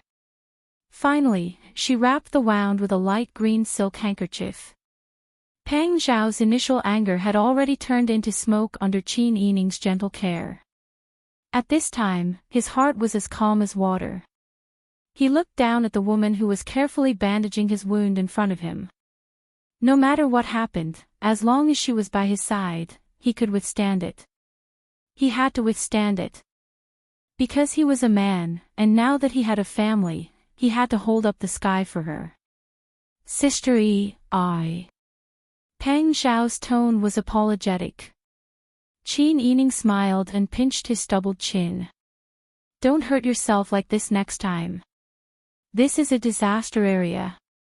We're afraid of an epidemic. How dare you hurt yourself when you're fine? If you do this again, I'll hurt myself with you. That won't do. My skin is rough and thick. You can't compare to it. Won't it hurt if your skin is rough and thick? Even if it doesn't hurt for you, my heart still hurts when I see it. Qin Yining turned and walked towards the yamen. If you can't change, you're not allowed to sleep in the house in the future. This was a huge threat. In such an anxious environment, everyone was already eating porridge and candied fruits. They survived under great pressure every day. The only comfort now was that they could hug each other to sleep at night. How could Pang Zhao be willing to let this happen? However, he did not dare to disobey Qin Yining. He was afraid that he would make her unhappy. Sister-y, I know I was wrong. I won't do this again. Pang Zhao's attitude of admitting his mistake was very sincere. He even smiled and held her hand in a fawning manner. After tossing and turning for an entire night, Qin Yining did not sleep well. However, the next day, he still cheered up and followed magistrately to check on the porridge stall. Pang Zhao went to the Ding family and the Pei family again, trying to persuade them to lower the price of rice. However, it was as if the Ding family and the Pei family had made an agreement. When they saw Pang Shao, they both put on expressions of hatred. The Pei family's old master had worked in the imperial court for a few years. He was also pedantic. Now that he saw Pang Shao, he actually spat at him. "Bah! You murderous devil, how dare you come and talk to this old man? Let me tell you, this old man has grain, but I won't sell it to you. Even if you want me to lower the price, I won't sell it to you even if you want to buy half a caddy of small yellow croakers. You bunch of scum, you deserve de Zhou's downfall." Pang Shao suppressed the anger in his heart and gently persuaded, "The imperial court bought these grains from you. They didn't rob you. Moreover, by selling these grains, you saved the lives of the majority of the people. Even if you hate this king, the Dian dynasty no longer exists. Now, de Zhou's emperor is the one who rules the world and works for the well-being of the people. If you continue to be stubborn and insult this king, do you believe that this king will flatten your Pei family? Look, you've revealed your true colors. What do you mean by collecting grain? I think you just want to take this opportunity to make a fortune." The more Pei family's master scolded, the worse it sounded. In the end, he even cursed Pang Xiao's 8 ancestors and all the female elders. Pang Xiao was already gritting his teeth. How could such a muddle-headed person become the head of the imperial court? No wonder the Dian dynasty fell. No matter what you say, your actions of asking for an exorbitant price without caring about the lives of the people are not smart at all. Since you love the Dian dynasty so much, why don't you want to save the people of the Dian dynasty? Do you want to watch people die of starvation one by one in front of you? Your Pei family's population is not small, but if you store your grain well, it would be enough to support a dragon stallion army. But you just won't let it go. You still have the face to call yourself a loyal, patriotic, and courageous hero. You don't care about the lives of the people. I think you're too shabby." Pang Shao had been suppressing his anger for a long time, and it finally exploded at this moment. In the end, Pei family's master was a scholar. Facing the cold killing intent that Pang Shao had cultivated on the battlefield, he was so scared that his body trembled and he almost fainted. Pang Shao naturally would not let it go. After he came out of the dowry, he called 20 dragon stallion army soldiers and stood in front of the manor with a murderous aura. He said to Pei family's master in a low voice, "It is my negligence to disturb you today. I did not do my homework. However, the people still need to eat. If you sell it at a lower price, you will be doing something for the people. You will accumulate merit, and your future generations will prosper. On the contrary, their future generations might not have such luck, and they might not even be able to keep their lives." Before he finished speaking, Pei family's master already understood what he meant. In the end, he broke out in a cold sweat. This Prince Zhongshuan was truly not ordinary. He was able to scare him to this extent with just a few words. However, he definitely would not let it go. He did not believe that Prince Zhongshuan would dare to do anything to him. "No matter what Wang Yi says, I will not agree. Either 10 taels of silver for 1 dan of rice, we will exchange the money and deliver the goods. Otherwise, you don't have to eat. See the guest out." Pei family's master flung his sleeves and turned to enter the house. Pang Shao looked at his back and smiled with a profound look in his eyes. Only those who were familiar with him knew that under his smiling expression, a storm was brewing in his eyes. He did not get any benefits from the Pei family, and was even severely humiliated. Going to the Ding family would also result in the same result. Pang Shao worked hard for many days, and the food that Qin Yining had gathered was almost finished. Li Qitian had secretly come here, but he was not willing to show himself, nor did he bring any food for the disaster relief. The people ate more and more sparse food, and gradually became dissatisfied. "Isn't Prince Zhongshuan the official in charge of disaster relief? Could it be that your majesty did not give us any food at all? Could it be that you corrupt officials secretly hid the food and sold it to us poor people at a higher price? Without any money, you want to starve us to death. You are not giving us a way out. Chapter 454. Qin Yining had seen the famine with her own eyes, so she knew what crazy things the starving people would do. Qin Yining stood beside Pang Xiao and looked at the skinny people in front of her. She looked at their yellow and thin faces that were twisted with anger. She looked at their withered hands that were holding up broken bowls. Her heart felt like it had been hollowed out by someone. She felt so uncomfortable that she couldn't breathe. These people didn't have to live like they were now. The incapable ruler of Dian didn't treat them well. Now that the Emperor of Dezhou was here, he didn't care about their lives at all. They had been suppressing their anger and despair, but because of their low status, they didn't dare to do anything. After going through all kinds of disasters and not being treated like humans by the Emperor, if they could still keep their calm, wouldn't they all become saints?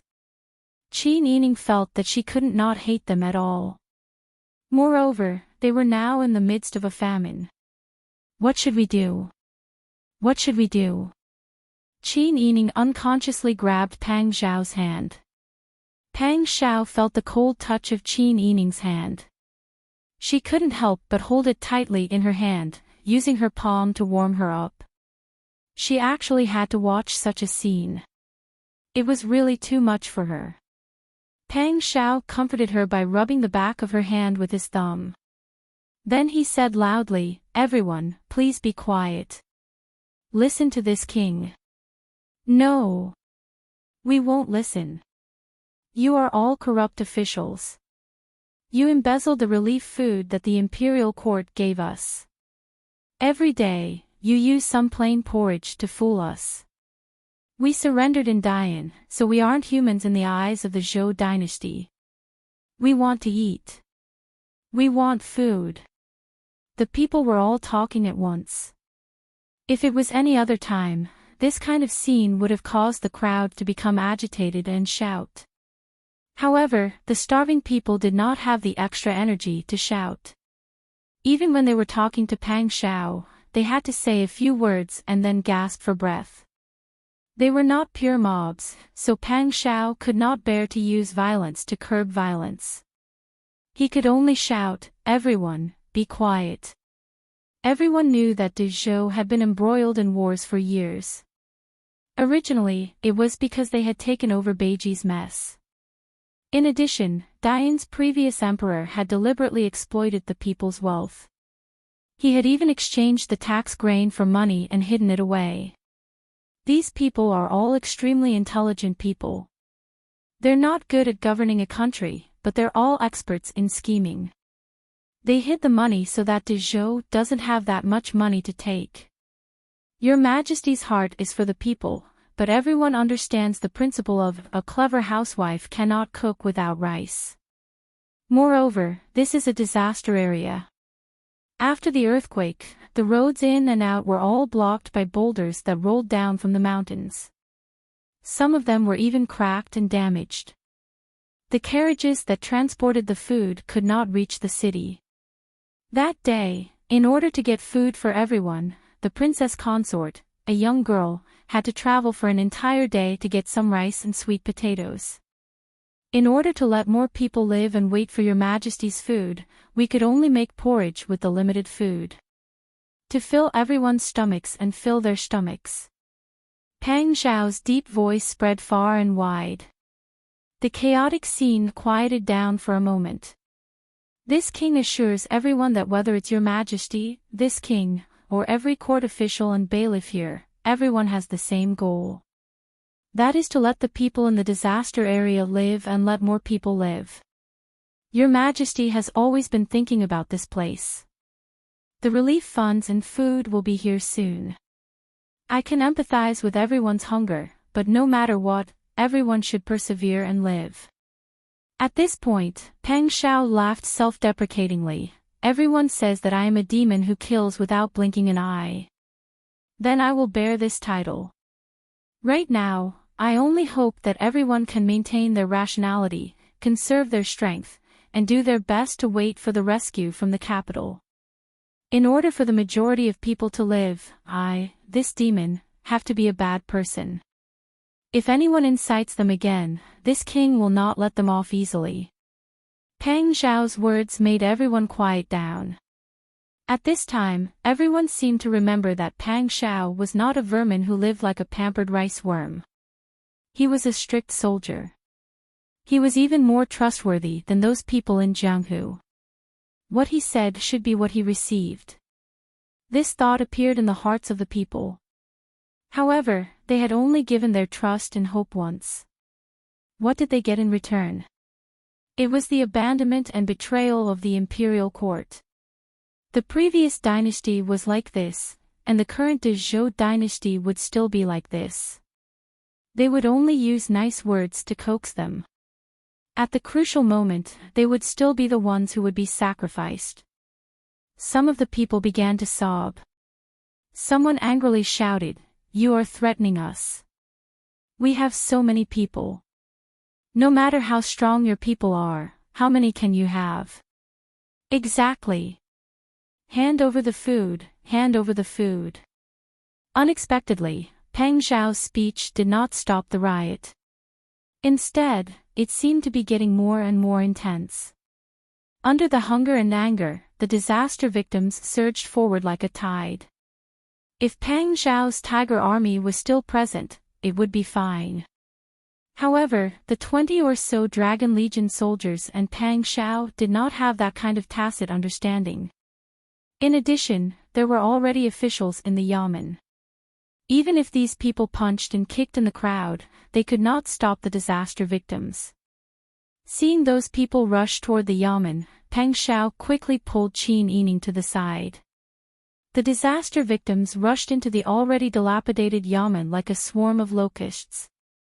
Perhaps they were shocked by the tents and collapsed walls in the yard, but no one took another step forward. Some of the disaster victims let out a choked cry. "What we are doing is wrong. Magistrate Li has always been with us through thick and thin. We don't have a house, so he told us to stay in the yamen. We don't have food, so he ate porridge with us. That's right. The court doesn't have money to buy rice for us. The food we have been eating these days was donated by Prince Zhongshuan and Princess. They have been with us this entire time. If we charge in like this, what kind of people would we be?" Among the disaster victims, with these few voices taking the lead, a portion of them quickly calmed down. Their desire for revenge and destruction was no longer as serious. However, the rest of them still wanted to charge in. Moreover, after the crowd, someone shouted loudly, "They must have food." It was all hidden by Prince Zhongshuan and Princess. This shout came too abruptly. It was completely inconsistent with what the people had said earlier. Qin Yining immediately sensed that something was wrong.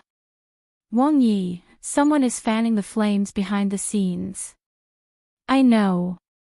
I've already sent someone to investigate." Pang Zhao tried to appease Qin Yining, but his words did not have any real evidence to appease the people who were about to starve to death. With that shout just now, some of the disaster victims were unwilling to give up and charged into the yamen. Some people didn't want to go, but they were still pushed inside by the crowd. There were also some weak disaster victims who fell under the crowd's feet. They never had the chance to stand up again. This was a chaotic and bloody scene. There were the screams of adults, the cries of children and women, the disaster victims who were trampled to death on the ground, and the disaster victims who were rummaging through the yamen. This chaotic scene made Qin Yining unable to continue watching. She closed her eyes and muttered, "We can't go on like this. Just Yang County is like this. What about the other counties? What about the old capital?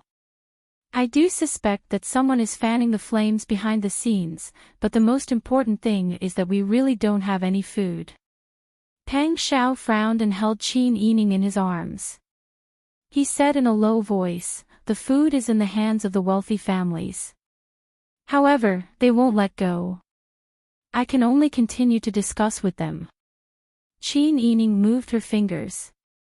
Only then did she realize that her fingers were so cold that they were stiff. Such a chaotic scene really frightened her. Not to mention her, even Magistrate Li and the Dragon Stallion army behind Pang Shao had pale faces. None of them had seen such a scene before. Now, they had seen it for themselves. The people who couldn't find any food started to cry. Magistrate Li stood on the high ground and began to appease the people. At this time, Hu Zi and Tu Jinghu Wei brought a woman in ragged clothes to the front. Your Highness, we caught a suspicious woman." Pang Shao glanced at the woman and found that she was a young woman in her early 20s. She was round and had fair skin. Although her clothes were ragged and her face was smeared with black ash, it was obvious at a glance that she was not a disaster victim with such a healthy appearance. Pang Shao said, "Take her to a secluded place first. Ask her in detail what happened and who ordered her to incite the people. If she doesn't want to say, then use military methods to pry open her mouth." "Yes." Hu Zi immediately responded. He and the two Jinghu Wei beside him pulled the woman away. Qin Yining looked at the woman's back and said, "Why do I feel that the woman is so familiar? It's like I've seen her somewhere before." Pang Shao said, "Think about it carefully." Qin Yining frowned and fell into deep thought. She really had seen this face before. However, this person was dressed like this and had interfered with her memory. She really couldn't recall it. Right at this moment, the victims of the disaster rushed out of the yamen in droves. A man who had been shouting for justice for the people shouted, "They can't hand over the food. They must have hidden the food somewhere. Capture Prince Zhongshuan and Princess and ask them where the food is." Yes, the corrupt officials must have hidden the food. Capture them and make them tell us where the food is. The people shouted and rushed in front of Pang Shao. The guards and the Dragon Stallion army quickly stopped them and pulled out half of their swords. At this time, someone had already sneaked into the crowd and silently captured the man who had incited the crowd. Pang Shao said with a sullen face, "Save some energy. The food that was obtained with great difficulty these days is not for you to eat and have the energy to rebel."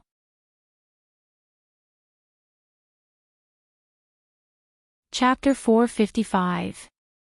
With fewer people stirring up emotions among the disaster victims, everyone recalled that they had been eating the food that Prince Zhongshuan and Princess Consort had tried their best to get. Everyone's anger subsided a lot. Regardless of whether the emperor cared about them or not, at least Prince Zhongshuan and Magistrate Li had done their best. In their panic, they had been instigated to riot. But after venting their emotions, many people regretted it. They even began to worry whether they would be held accountable. They no longer rushed into the yamen, but waves of crying could be heard from the crowd. This sorrow made everyone feel the same way. The cries of the disaster victims became louder and louder, shaking people's hearts. Qin Yining leaned against Pang Zhao's side. Hearing such sorrowful cries, he also shed tears. Pang Shao hugged Qin Yining's shoulder and rubbed it. Then he said loudly, "Everyone, don't be afraid.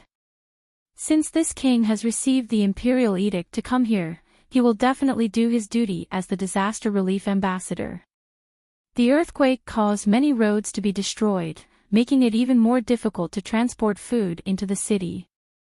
But this king will find a way to solve these problems. Everyone, please calm down. Don't waste your energy. Among the sobbing people, someone said loudly, "How can we believe you? That's right. We have been trapped here for so long. So many people have died for nothing. Many of the injured people shouldn't have lost their lives. You disaster relief people came so slowly, and you came empty-handed. How can us ordinary people believe you?" Everyone was pitiful. They had more or less lost their family members in this disaster. Moreover, Li Qitian's actions were really disappointing. It was no wonder that the people in the disaster area held hatred in their hearts. In fact, Peng Xiao and Qin Yining didn't agree with Li Qitian's actions. But from their standpoint, they couldn't say anything bad about Li Qitian. They could only promise that they wouldn't abandon any of the people. The two of them expended a tremendous amount of effort before they managed to suppress the riot. They didn't cause any serious damage. If today's riot continued, even if Peng Xiao's martial arts were superior and he was protected by masters, a tiger would not be able to fight against a pack of wolves. The frantic people would rush forward, and these people would have their hands and feet tied. It was unknown whether or not it would lead to more serious consequences. After finally calming down the disaster victims, Peng Xiao pulled Qin Yining to discuss countermeasures with Magistrate Li and Magistrate Gong. In an open space, everyone, regardless of their status, sat on the ground. The dragon army also surrounded everyone. Magistrate Gong said, "The situation now is very clear. The people of Li Qitian's hands. Although the emperor's money for disaster relief hasn't arrived yet, the money donated by the prince is enough to support us for a long time. But the transportation is inconvenient, we have no place to buy rice. The rich families in the city have rice, but they insist on the price of 10 taels of silver per grain of brown rice. They are not willing to lower the price." Peng Xiao gritted his teeth and said, "Those rich bastards." Everyone's mood was very heavy. Because when the people were suffering, there were people who gathered to think of a solution. There were also people like the Ding and Pei families, who were morally bankrupt, who stood on the sidelines and watched the show. Such a strong contrast. It made people sigh. However, the disaster victims didn't understand their difficulties. They only saw that Your Majesty didn't give them food and money, causing many people to starve and die of illness. Disaster relief wasn't just about letting the disaster victims live. From Your Majesty's point of view, it was more important to stabilize the people. If he couldn't do the former, he was afraid he would lose the people's hearts. If he couldn't do the latter, he was afraid he would be killed. Qin Yining pursed her lips. In fact, she had a cruel idea in her mind. However, she didn't say it out loud. After seeing so many suffering commoners today, she finally stopped hesitating and said firmly, "Actually, I have a way to temporarily solve this urgent problem without using money. It's just that this method is too sinister." Everyone looked at Qin Yining. Peng Xiao said thoughtfully, "What is your idea?" "Rob the rich and give to the poor." After Qin Yining said that, she pursed her lips and frowned. She didn't say anything for a long time. Magistrate Li said, "I understand what you mean, but we don't have enough people. If we attack those rich families, we might not be able to get any food at all. It will only increase the casualties." Magistrate Gong also nodded, "That's right. Moreover, if we attack those rich families, we might be charged in the end." Qin Yining pursed her lips, closed her eyes, and said, "But what if the people who attack those rich families are the disaster victims?" Everyone was stunned when they heard that. Peng Xiao hugged Qin Yining with heartache. She ignored everyone's gaze and patted her back to comfort her. "Sister Yi, I'm sorry to make things difficult for you." Qin Yining shook her head, gently pushed Peng Xiao away, and said, "You might think that my idea is too evil. Because once the disaster victims attack the rich families in anger, there will be serious casualties on both sides. Moreover, when the disaster victims rush into the rich families' houses, it is inevitable that they will break into the houses of the rich and powerful families. Even some old people, children, and women will. But I really can't think of any other way to save so many people. Your Majesty's treasury is empty, and we don't know when the food will be sent here. But the people in the disaster area need to eat and take medicine every day. If this goes on, the people will complain, and your Majesty's country will not be stable. The most important thing is that I'm afraid these people will become sacrifices. Although this method of attacking the rich families is cruel and will cause casualties, it is the method with the least casualties compared to all the people starving to death. In the end, it will develop into a situation where people will be eaten by others. Qin Yining lowered her head and murmured, I came up with such a cruel idea. Perhaps I will go to the 18th level of hell in the future. Sister Yi, don't say that. Pang Xiao smiled and comforted her by putting her arm around her shoulder. I understand what you mean and what you think. Just like when I killed people on the battlefield, in the beginning, I couldn't do it because my opponents were also people. Perhaps there were people and their families waiting to go home. If I cut them, it would cause a family tragedy. But when it's time to do it, I still can't hesitate. Because if I don't kill, not only will they kill me, but they will also harm more people. If I don't kill, the chaotic world will not end, and the people will not be able to live a stable and good life.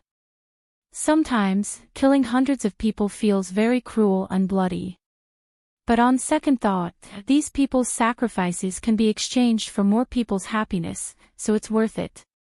As for the sins of killing, it doesn't matter if I go to the 18th level of hell after I die. After all, there's a Buddhist saying, if I don't go to hell, who will? When Qin Yining heard this, he couldn't help but murmur, if I don't go to hell, who will? Yes, I came up with such a sinister idea. As long as more people can survive, the sacrifice of these few people will be worth it. Even if I go to hell, I will accept it. Moreover, this action can serve as an example to others. When the other rich families in the county hear about this, they will not continue to insist on the price. We don't want to rob them of their food. We just want to ask for a fair price. The more Qin Yining spoke, the more determined he became. His eyes also cast away the weakness from before and became firm and wise. At this moment, everyone present understood what Qin Yining meant. They thought about it carefully. Indeed, in a situation where there were no soldiers to suppress, the only way to reduce the number of casualties and let the majority of people survive was to incite a riot and let the disaster victims take the food of the rich families themselves. The law does not punish the majority.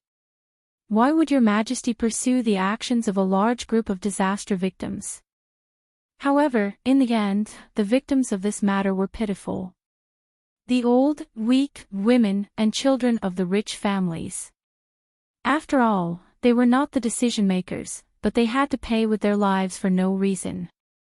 When everyone looked at Qin Yining, the expression in their eyes changed. How intelligent and decisive was a woman who could come up with such a plan. She was compassionate and also felt guilty for those who were about to lose their lives.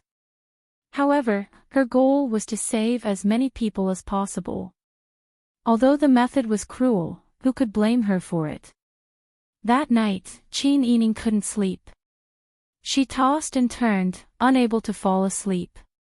Scenes of rioters rushing into the rich families' houses to burn, kill, and loot appeared in front of her eyes. Then, she saw miserable scenes of women and children being abused. When she finally fell asleep, she was awakened by a nightmare. Pang Xiao was awakened by Qin Yining's scream in her sleep. When she saw her tear-stained face, she couldn't help but feel sorry for her and hugged her tightly in her arms. Sister Yi, you didn't do anything wrong. Your method was not wrong. If it was wrong, the culprit would be the one above, not you.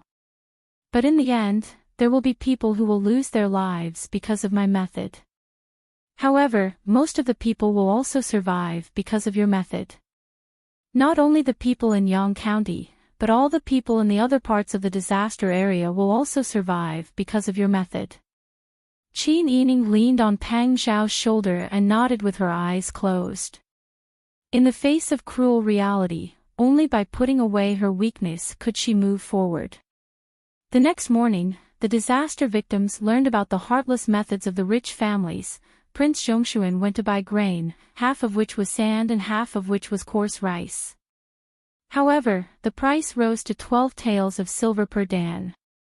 They also learned that Prince Zhongshuan was refused entry several times because he didn't have enough money to buy rice locally.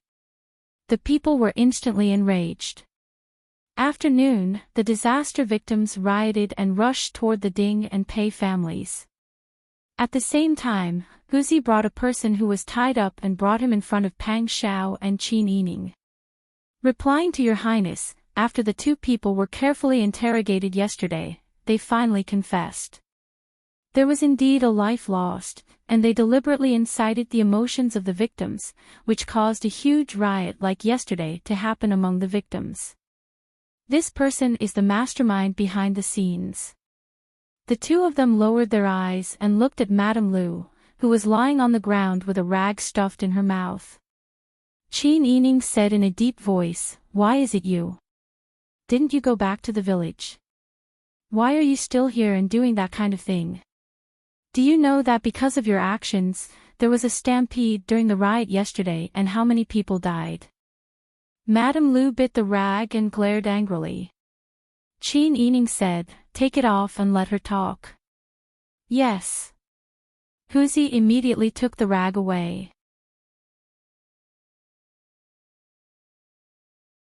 Chapter 456. I'm not surprised at all that Mrs. Lu has such good intentions.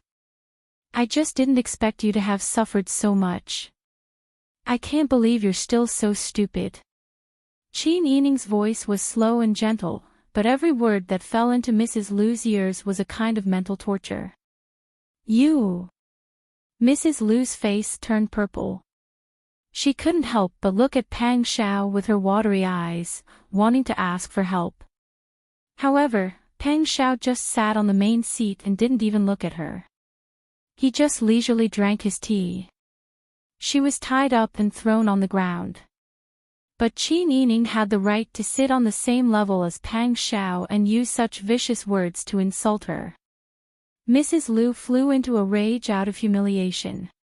She glared at Qin Yining and said, "You're the only one who can come to help the victims. Can't others be kind enough to do a good deed?" Qin Yining was amused by her unreasonable words. Inciting the people to die here is considered a good deed. Then I'll take your life and let you die early so that you can reincarnate. Isn't that also a good deed? Pang Xiao couldn't help but laugh. Mrs. Lu met Qin Yining's angry and murderous eyes. In the end, she trembled and moved back. You wouldn't dare. I'm a member of the Lu family. If you dare to lay a finger on me, the Lu family will hold you accountable. Oh. So you're saying that it was the Lu family who incited you to incite the victims to rebel? Do you believe that when this news reaches your Majesty's ears, the Lu family will be reduced to ashes? Who do you think will care about supporting you then? You bitch, don't talk nonsense. Don't even think about implicating the Lu family. Why don't you think about the fact that you're a member of the Lu family when you do something that brings shame to the Lu family? Madame Lu realized that in front of Qin Yining, she couldn't argue with him even if she wanted to. She twisted her voluptuous body and looked at Pang Xiao with tears in her eyes. She said softly, "Wang Yi, you're very observant. You know that I'm not that kind of person." This woman was truly audacious. He even dared to seduce Pang Xiao in front of her. How shameless! Qin Yining stood up and walked towards Mrs. Lu step by step. Finally, she stopped 2 steps away from Mrs. Lu and looked down at her condescendingly. Coincidentally, she blocked Mrs. Lu's view of Pang Xiao with her body. Mrs. Lu raised her head to look at Qin Yining. She suddenly realized that her current angle was too embarrassing, so she angrily looked away. Go ahead. Who ordered you to incite the common people to rebel against the imperial court? Qin Yining's voice was neither fast nor slow. However, his gaze was like a knife cutting into Mrs. Lu's flesh and blood. Mrs. Lute straightened her neck and said, "No one ordered me to do this. I saw that the disaster victims were suffering too much. They were starving and curled up in the corner of the wall. That's why I had them make a fuss and ask for food from the imperial court. I had good intentions. How could that be called rebelling against the imperial court? Oh. It seems that you still need someone to confront you in court. You've already forgotten what you taught that man and woman to incite the people to say, haven't you? Qin Yining. I know that you don't like me, but you can't slander me like this.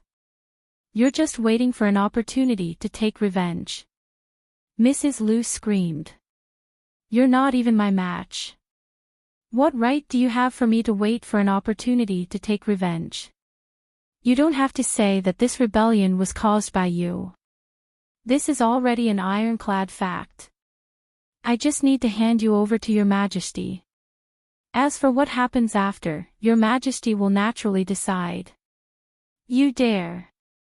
I'm a member of the Lu family. A married woman follows her husband.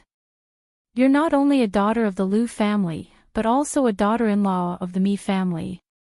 Touch your conscience.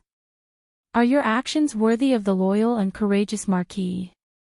You're the wife of the loyal and courageous Marquis. You're taking advantage of your late husband to raise a bunch of pretty boys to humiliate your husband. Do you really think that there's no retribution in this world? What do you know?" Mrs. Lu's thoughts were exposed. Her face turned even redder. She opened her mouth and spat at Qin Yining. Ji Yun, who was beside her, reacted quickly and kicked her to the ground. Naturally, she didn't get to spit. Qin Yining said, "Stuff her mouth and watch her closely. Don't let her run away, and don't let her die." "Yes." Huzi led his men to carry out Qin Yining's orders. Mrs. Lu was dragged out of the door like a piece of pork. Pang Shao stood up and put his arm around Qin Yining's shoulder. He smiled and said, "Jealous?" Qin Yining nodded seriously. "Yes, I'm jealous. She dared to scheme against you in front of me. She's clearly shameless to the extreme. This kind of woman should be drowned in a pig's cage."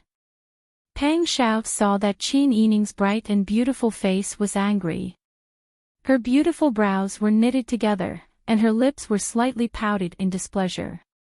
This appearance was indescribably lovable. Although it was somewhat inappropriate at such a critical moment, Pang Shao still couldn't help but pull Qin Yining into his arms and gently kiss his red lips.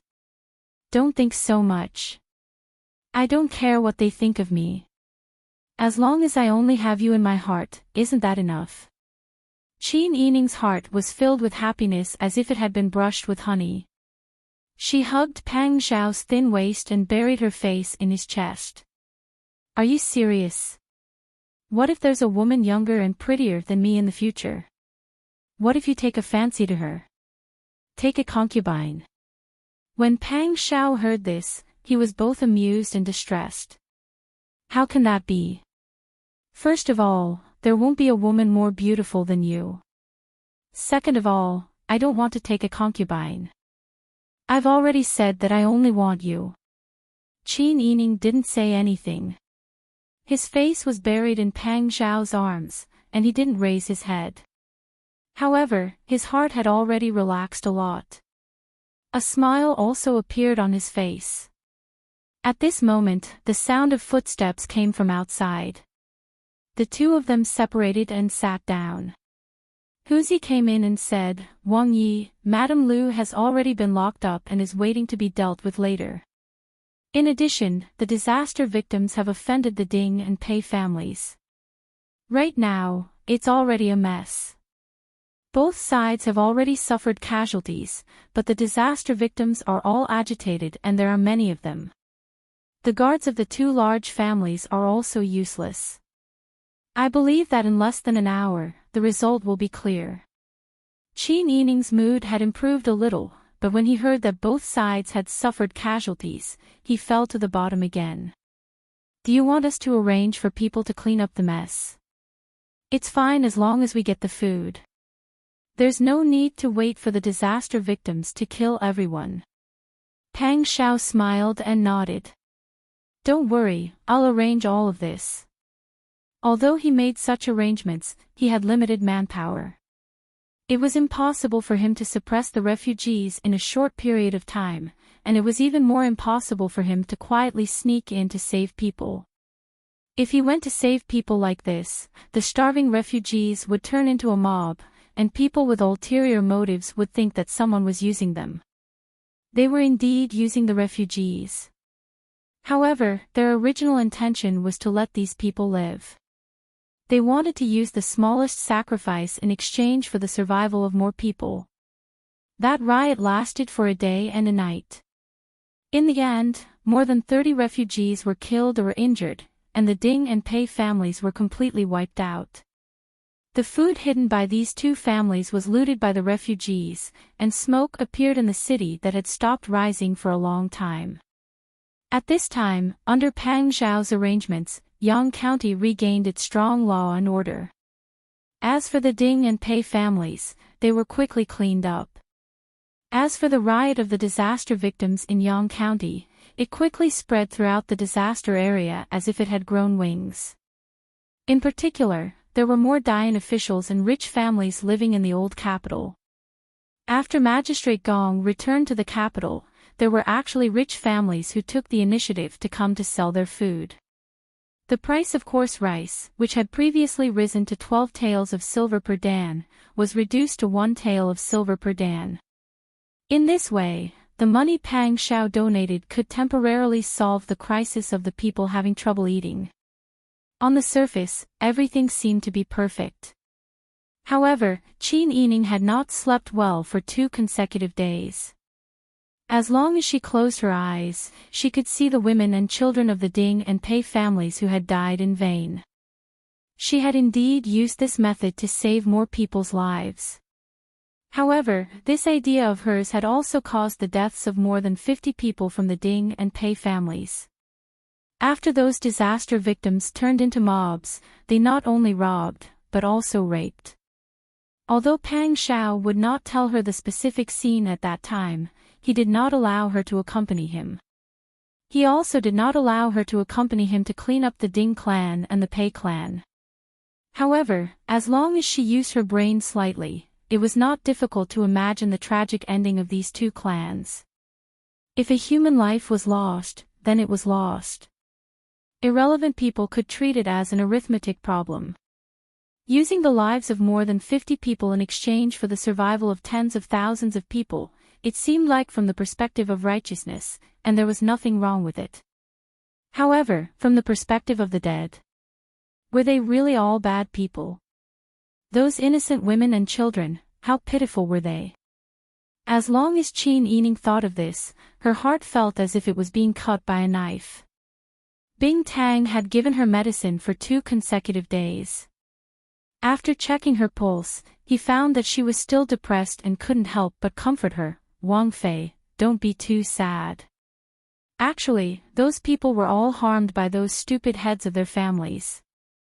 If it wasn't for the fact that the Ding and Pei families were heartless and raised the price, hoarding so much food but refusing to sell it to the people would not have such a strong resentment towards them. It's hard to say. Those people were already full of evil when they were alive, but the people didn't dare to say anything. Bing Tang couldn't bear to see Qin Yining suffering so much, so it tried its best to comfort her. Qin Yining smiled and said, I understand. It was just that understanding was one thing, but thinking about it in his heart was another. I think that after a while, I will be able to get better. Bing Tang couldn't help but sigh and nod. Time was indeed a good medicine to dilute any pain. Wang Fei. At this moment, Ji Yun came in with a strange expression on her face. Qin Yining looked at her inquiringly, what's wrong? Ji Yun said in a low voice, you have a friend who used to know a madam from the Liao family. This time, she returned to the old capital for business and encountered an earthquake. When she heard that you were here, she specially came to pay her respects. Do you want to see her? As Ji Yun spoke, she nodded at Qin Yining. Qin Yining's heart skipped a beat. The person who came was Madame Liao from the Qing Tian Alliance. She was the contact person between Qin Yining and the Qing Tian Alliance. Why did she take the initiative to come here? Could it be about the treasure? Since it's an old acquaintance, please come in.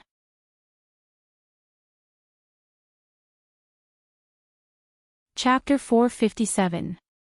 If Mrs. Liao hadn't taken the initiative to look for her, Qin Yining wouldn't have easily gone to see Mrs. Liao when Your Majesty secretly came to the disaster area and even brought soldiers to surround the old capital. They were already at the heart of the struggle, so why would someone cause trouble for them? What's more, she agreed to see an unfamiliar face. Qin Yining thought that a shrewd person like Mrs. Liao would definitely understand the reason she could understand. If she still rushed over at this time, it could only mean that something big had happened outside. If it wasn't a problem that the Qing Tian Alliance couldn't solve internally, then it was the most important matter right now, the treasure. Qin Yining didn't know if it was because she was thinking too much or because she was affected by the disaster area, but ever since she came to Yang County, her heart had always been anxious. She always felt like something was going to happen. While Qin Yining was letting her imagination run wild, she heard footsteps coming from outside. Ji Yun led Mrs. Liao, who was wearing a beautiful lake blue robe and had silver hairpins in her hair, in a high bun, to enter the door. Seeing Qin Yining, Mrs. Liao hurriedly bowed and said, "This commoner greets Princess." "Stand up, Sister Liao can be considered an old acquaintance. There's no need to be so polite."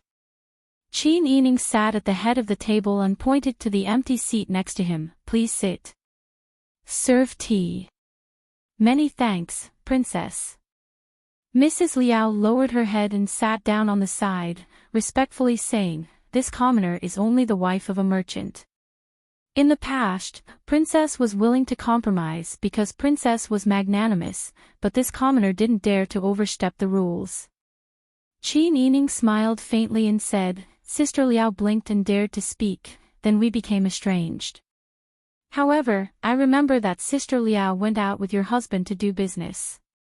Why did you come to the disaster area?"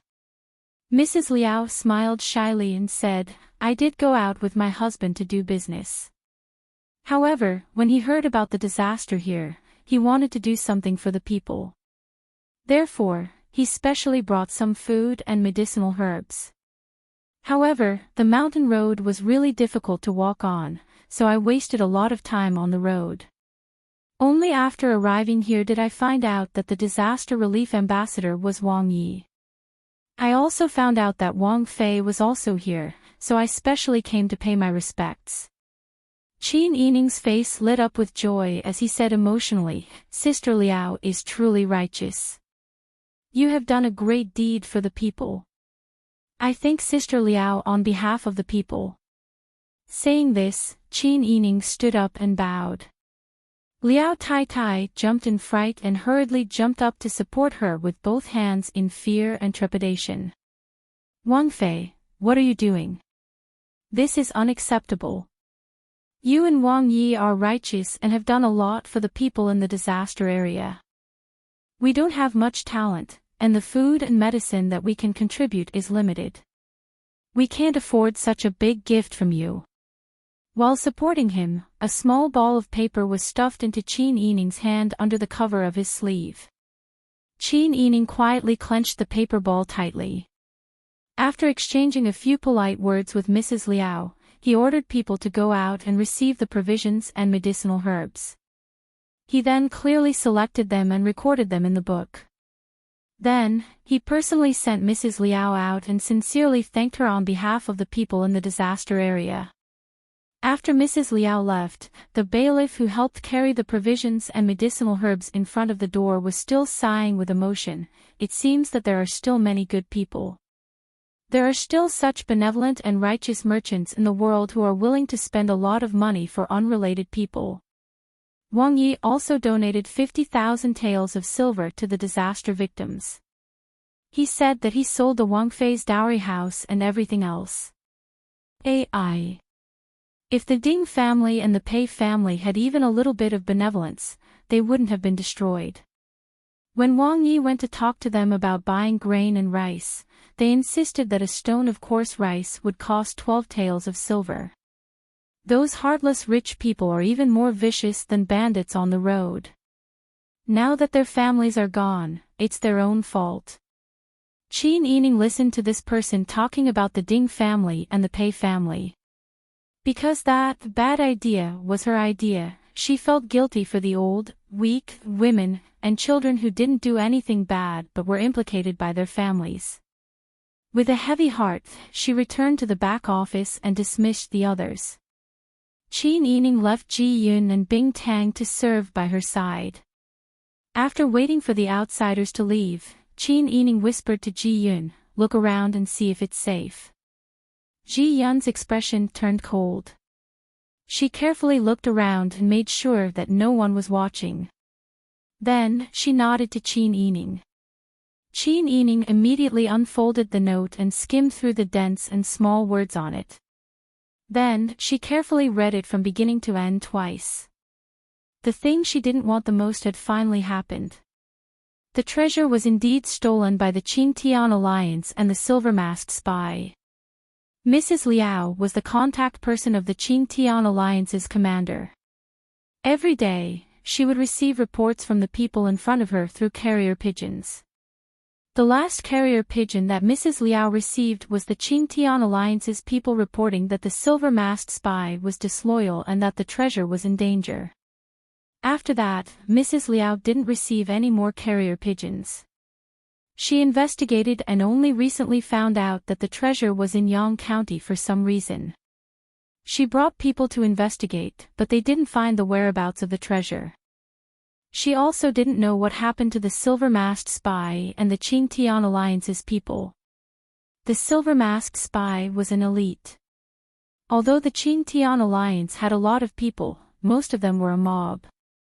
If they were to talk about martial arts, they might not be the silver-masked spy's opponent.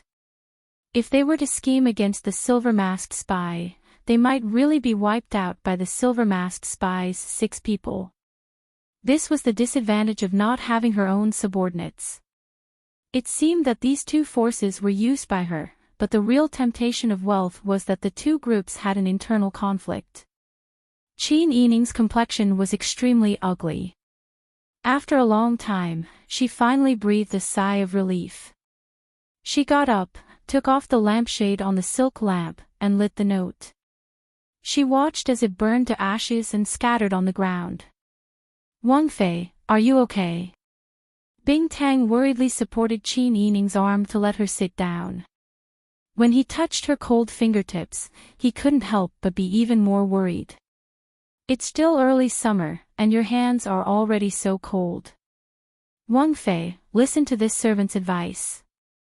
You were injured in the past, and you still haven't completely recovered. Don't worry about these things. In any case, you still have Wang Yi to support you. You have to take good care of yourself." Bing Tang held her hands and advised. Ji Yun also sighed and said, "We also know that this matter is difficult, but you shouldn't shoulder it by yourself. Don't be so depressed that you get sick. The gains don't make up for the losses." Qin Yining nodded with a bitter smile and said, "How could I not understand what you're saying? It's just that when things come to a head, how many people can completely not take it to heart?" In the end, Bing Tang and Ji Yun couldn't ask for the reason in detail. They could only talk about other things to ease the situation. When Pang Xiao came back, Qin Yining whispered the matter in his ear. Pang Xiao hugged her thin shoulders and kissed her forehead to comfort her. "I know. Don't worry about this matter. I'll order people to investigate. Your Majesty's soldiers are now here, and they're quietly guarding outside. I'm the person he doesn't trust and is most wary of. Therefore, we can't act rashly to avoid arousing suspicion." "I understand." When Mrs. Liao came, she said that she was here to donate food and medicine. It shouldn't arouse much suspicion. And the nearby prefectures also consciously donated food. The situation of the disaster victims is getting better little by little.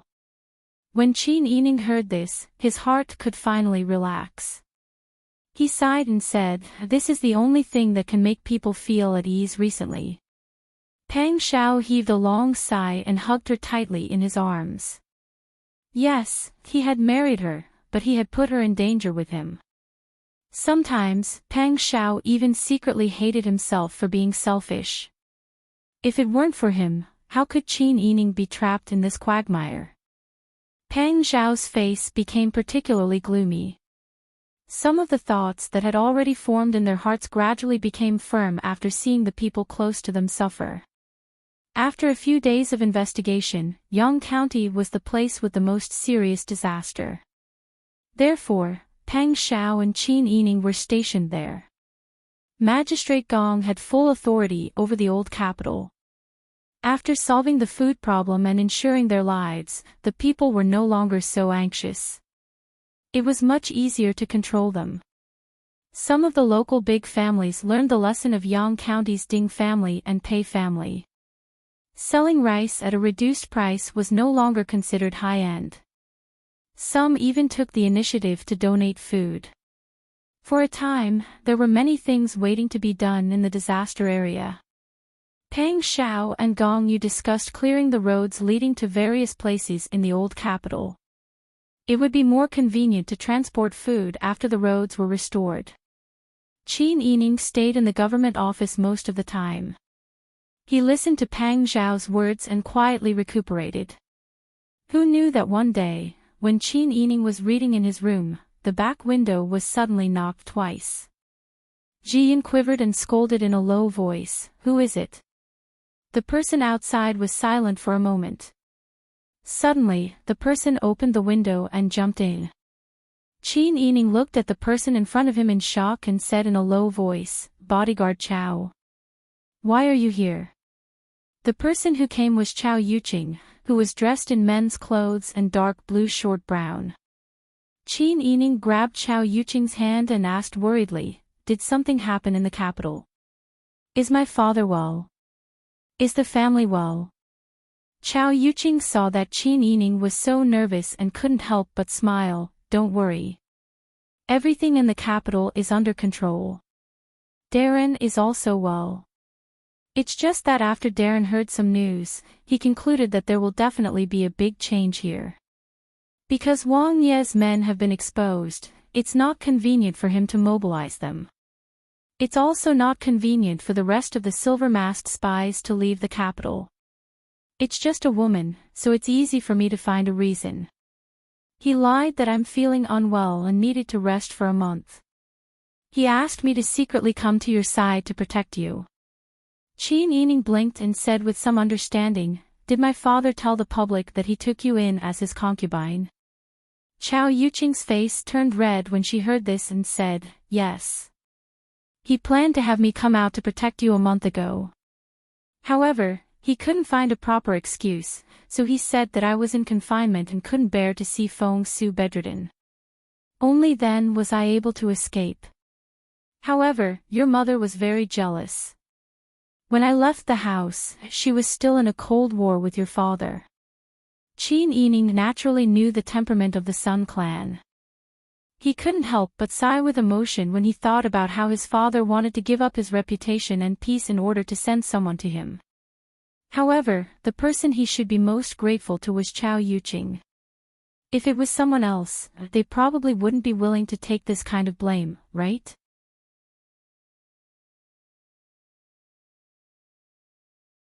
Chapter 458. After Qin Yining got married, he began to understand Chao Yuqing's infatuation and pain. However, Chao Yuqing wasn't an ordinary woman. She didn't have that kind of childish attitude. Her carefree and open-minded nature made Qin Yining envious and impressed. "It's been hard on you."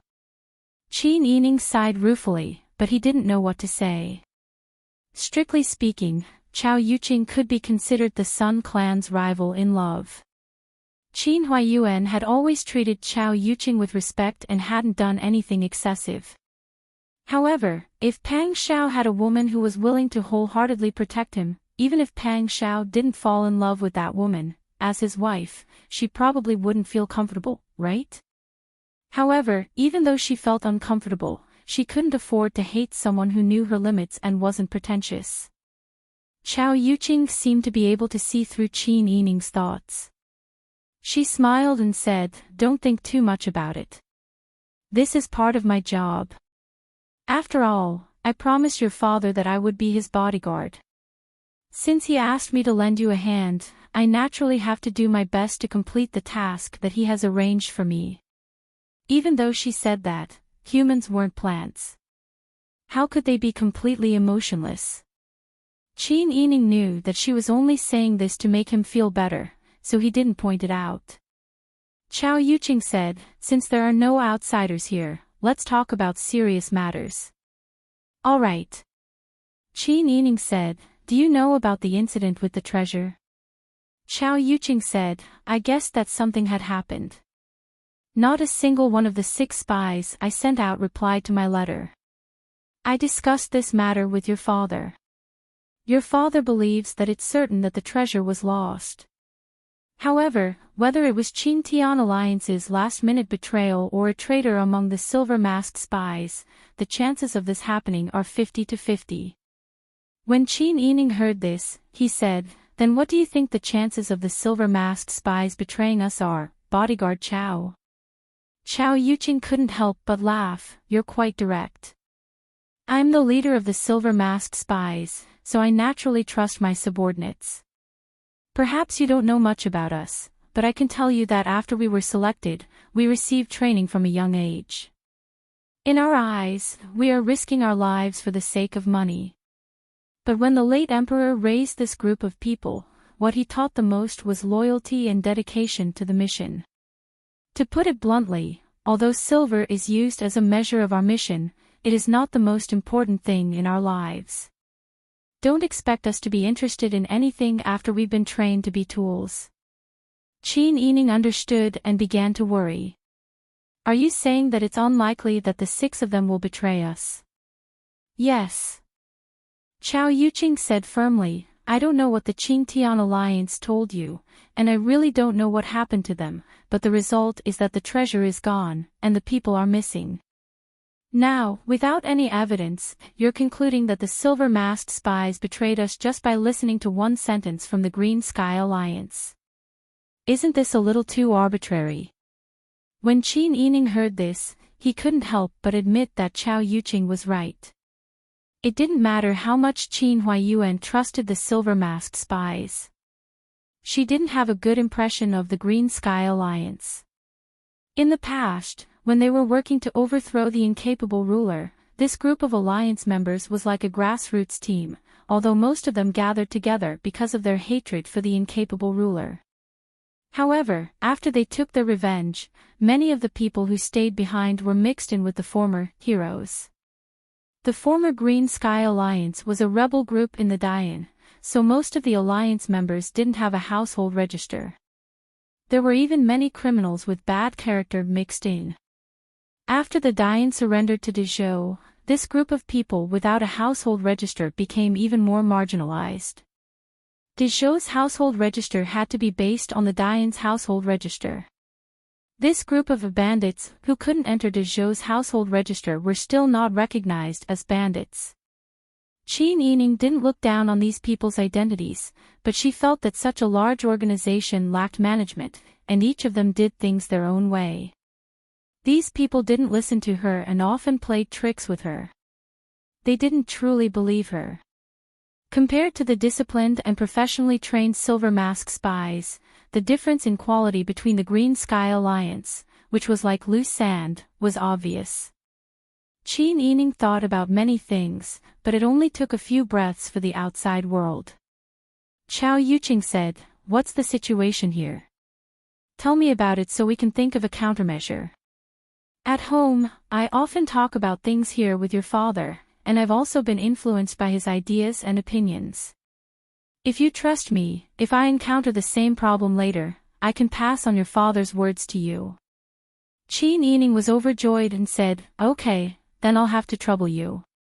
He then explained in detail how they had found the treasure along the way, how they had been detained in the cave where the treasure was hidden, how they had been placed under house arrest on the mountain, how they had managed to leak the news, how they had arrived at the old capital, how they had arrived at Yang County, and how they had prepared the rice for the disaster relief in detail. Finally, she talked about what happened after Mrs. Liao came. "So what you mean is that the emperor has already surrounded the old capital with his men. But when I came, I didn't find these people. They naturally have a military camp, and it's impossible for them to do anything too eye-catching. I think they must have set up camp in a hidden place and scattered." "Interesting." Chao Yuqing couldn't help but laugh sarcastically. "These people who are emperors have different brains from us ordinary people. In their hearts, are the lives of ordinary people not important?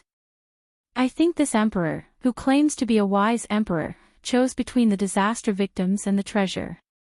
"Didn't he still choose the treasure?" "If it weren't for you and Mr. Son-in-law racking his brains to spread the wealth and take the blame, I'm afraid this place would have been in chaos. How could that person have any spare energy to look for the treasure?" Hearing that, Qin Yining smiled bitterly.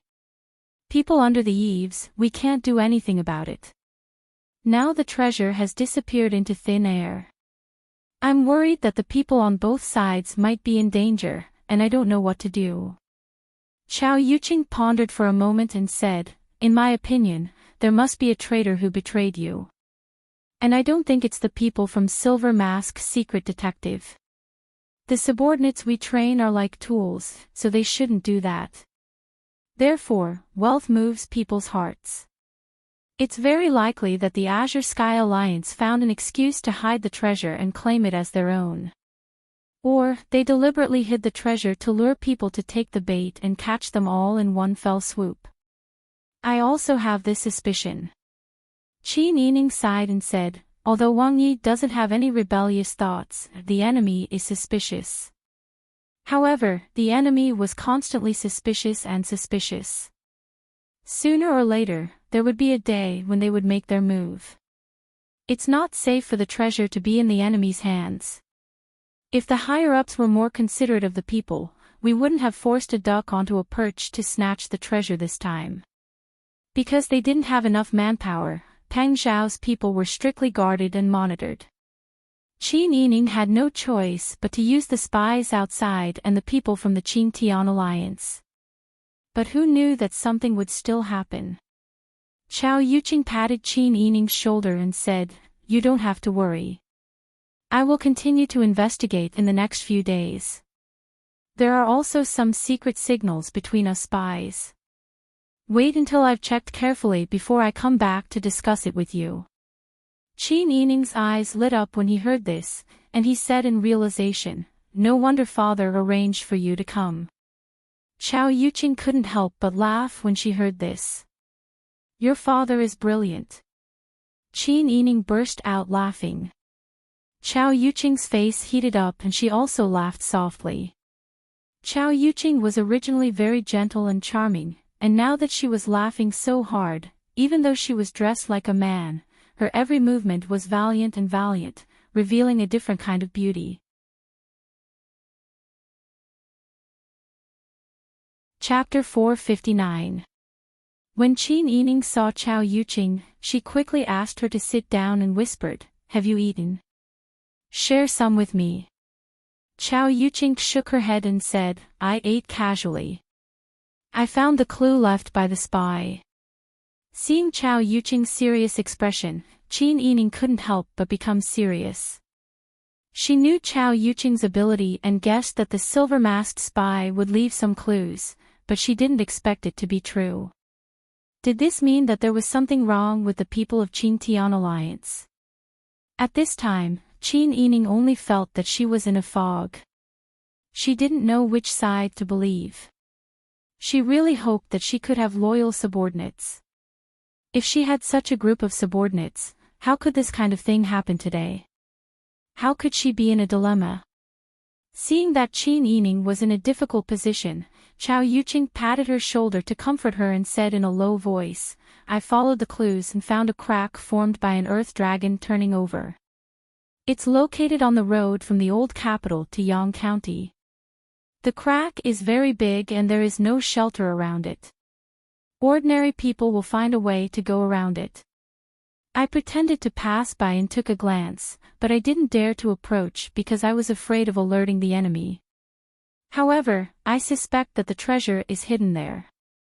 Qin Yining's white fingers tightly pinched her skirt, making her cherry petal-like pink fingernails turn white. The feeling of being betrayed was really uncomfortable. Especially when this matter was related to life and death. Qin Yining wasn't afraid of death, but this matter was related to the life and death of the Pang family and family Qin. She couldn't help but feel flustered. She even blamed herself. If it wasn't for her self-righteous plan, how could Pang Shao use the people of Qingtian alliance? How could things have developed to this point now? Chao Yuqing looked at Qin Yining's handsome face and her eyes gradually became distant. She stretched out her arm and patted Qin Yining's shoulder. "Don't think too much. This isn't your fault. Now that things have happened, we will find a way to make up for it. Counter soldiers with arms, water with an earth weir. There would always be a solution. His Highness and I will keep you safe and sound. As for the capital, your father will take care of the safety of both families. You can be unconfident, but don't you believe in your father's ability?" Qin Yining took a deep breath and slowly nodded. "You are right. My father is the wise Panin. Even if I make a big trouble, he will have a way to solve it." Qin Yining said this, not knowing whether she was comforting herself or not. Chao Yuqing smiled and said, "You don't say, I think you're too worry-free. Your father can't wait for you to make some trouble and then come home crying for him to help you. Although your father didn't have many children, he was actually a person who loved his children very much. Although he is extremely intelligent, he also has a childish side." When Chao Yuqing talked about Qin Huaiyuan, her tone became strangely gentle. Qin Yining knew that she had deep feelings for Qin Huaiyuan and had secretly liked him for many years. When Qin Huaiyuan was at his most difficult time, she didn't leave him and stayed by his side regardless of his status. She admired such feelings. Sometimes, Qin Yining felt conflicted. For the sake of the Sun clan, she should be enemies with Chao Yuqing. But after Chao Yuqing found that Qin Huaiyuan didn't have any romantic feelings for her, she didn't chase after Qin Huaiyuan. Instead, she became his most loyal bodyguard and subordinate. She was willing to silently contribute without asking for anything in return. She really couldn't hate her. "Aunt Chao." Qin Yining looked at Chao Yuqing and called her aunt willingly. "Thank you." Chao Yuqing's eyelashes trembled. She looked at Qin Yining's sincere eyes and slowly bloomed with a gentle smile. "Silly girl, your father and I are good friends. It's my duty to help. There's no need to thank me." Qin Yining shook her head. She didn't say anything, but she was moved. In fact, if Chao Yuqing had any bad intentions and wanted to harm the Sun clan so that she could take over, as a silver-masked spy, she had 100 ways to achieve her goal without anyone knowing. But she didn't. Qin Yining sighed and shook her head. She didn't want to bring up a topic that would make Chao Yuqing sad and embarrassed, so she said, "I understand the current situation. I will discuss it with Wang Yi before making a decision." "That's fine. Wang Yi has his own opinions and is very good at controlling the overall situation. You guys discuss how to deal with this. I'll go out and investigate again. I'll let you know when I get the news." Chao Yuqing stood up. Qin Yining tried to persuade her to stay. "It's not safe outside. You should stay here." "No need. It's very comfortable outside. Besides, I have to keep an eye on the movements of the Dragon Stallion army. It's not convenient to stay here. Qin Yining nodded in understanding. He walked Xiao Yuqing to the window and watched her leave through the window. After Pang Xiao returned, Qin Yining explained the matter to him in detail as usual. The crack you're talking about was formed by the Earth Dragon turning over this time. The one we passed by when we came to Yang County from the old capital. Yes. Qin Yining sighed. If Aunt Chow didn't find the clues left by the silver-masked spy, who would have thought that the treasure would be there? Pang Xiao heard her change the way she addressed Xiao Yuqing. He couldn't help but hug her waist and let her sit on his lap. He smiled and said, "It seems like you like Xiao Yuqing very much now." "I admire her very much." Qin Yining sat sideways on Pang Xiao's lap. He rested his head on his shoulder and said in a low voice, "Although I feel sorry for my mother, objectively speaking, I think Aunt Chow did a lot for my father. She didn't use dirty means to harm my mother, nor did she enter the house. She was willing to be a guard. I feel that if I stood in her position, I wouldn't be able to do it." Pang Xiao raised his eyebrows and tightened his arms around Qin Yining. "If I was already married when we met, would you not care about me and not like me?" Qin Yining heard this and couldn't help but sit up straight. He looked up at him. Pang Xiao also looked down. Their gazes met. Qin Yining's voice was full of laughter and affection. "Idiot, why are you thinking so much about things that won't happen?" Qin Yining felt that Pang Xiao was sometimes like a child. He actually cared about things that wouldn't happen. However, Pang Xiao wasn't willing to give up. He shook her gently and said, "No, you still have to answer me. If I was already married when I first met you, would you not like me and would you not be willing to follow me?" Qin Yining thought about it carefully and analyzed his likes and dislikes. In the end, he nodded and said, "If external factors forced me to do it, then I might have done it. But from my heart, I don't want to be someone's concubine and steal someone's husband. As a woman, I understand the hardships of being a woman the most. I understand the principle of not doing to others what you don't want done to you. But when a person's feelings really explode, it's hard to control them." Qin Yining smiled and shook his head. He said, "Feelings are one thing, and actions are another. Is it right to disturb someone else's family for your own selfish reasons? Can saying that your feelings are hard to control offset all your mistakes? On the contrary, I feel that humans are better than animals in that they have reason and can control their actions. If everything is done according to one's nature and instinct, then what's the difference between them and animals?" "You little girl," Pang Xiao couldn't help but laugh and planted a loud kiss on her cheek. "You're scolding too many people. You're scolding all those men and women who can't control themselves and have mistresses or become concubines." Qin Yining smiled and rested her head on his shoulder. She said, "Everyone's thoughts are different. I'm just saying what I think. Although I support my mother and don't want her to be unhappy, I also know that Aunt Chow didn't do anything wrong. Her feelings for my father are probably no less shallow than my mother's feelings for my father. In fact, she's even sacrificed more than my mother. So you trust her?" Pang Xiao rubbed his chin against her forehead.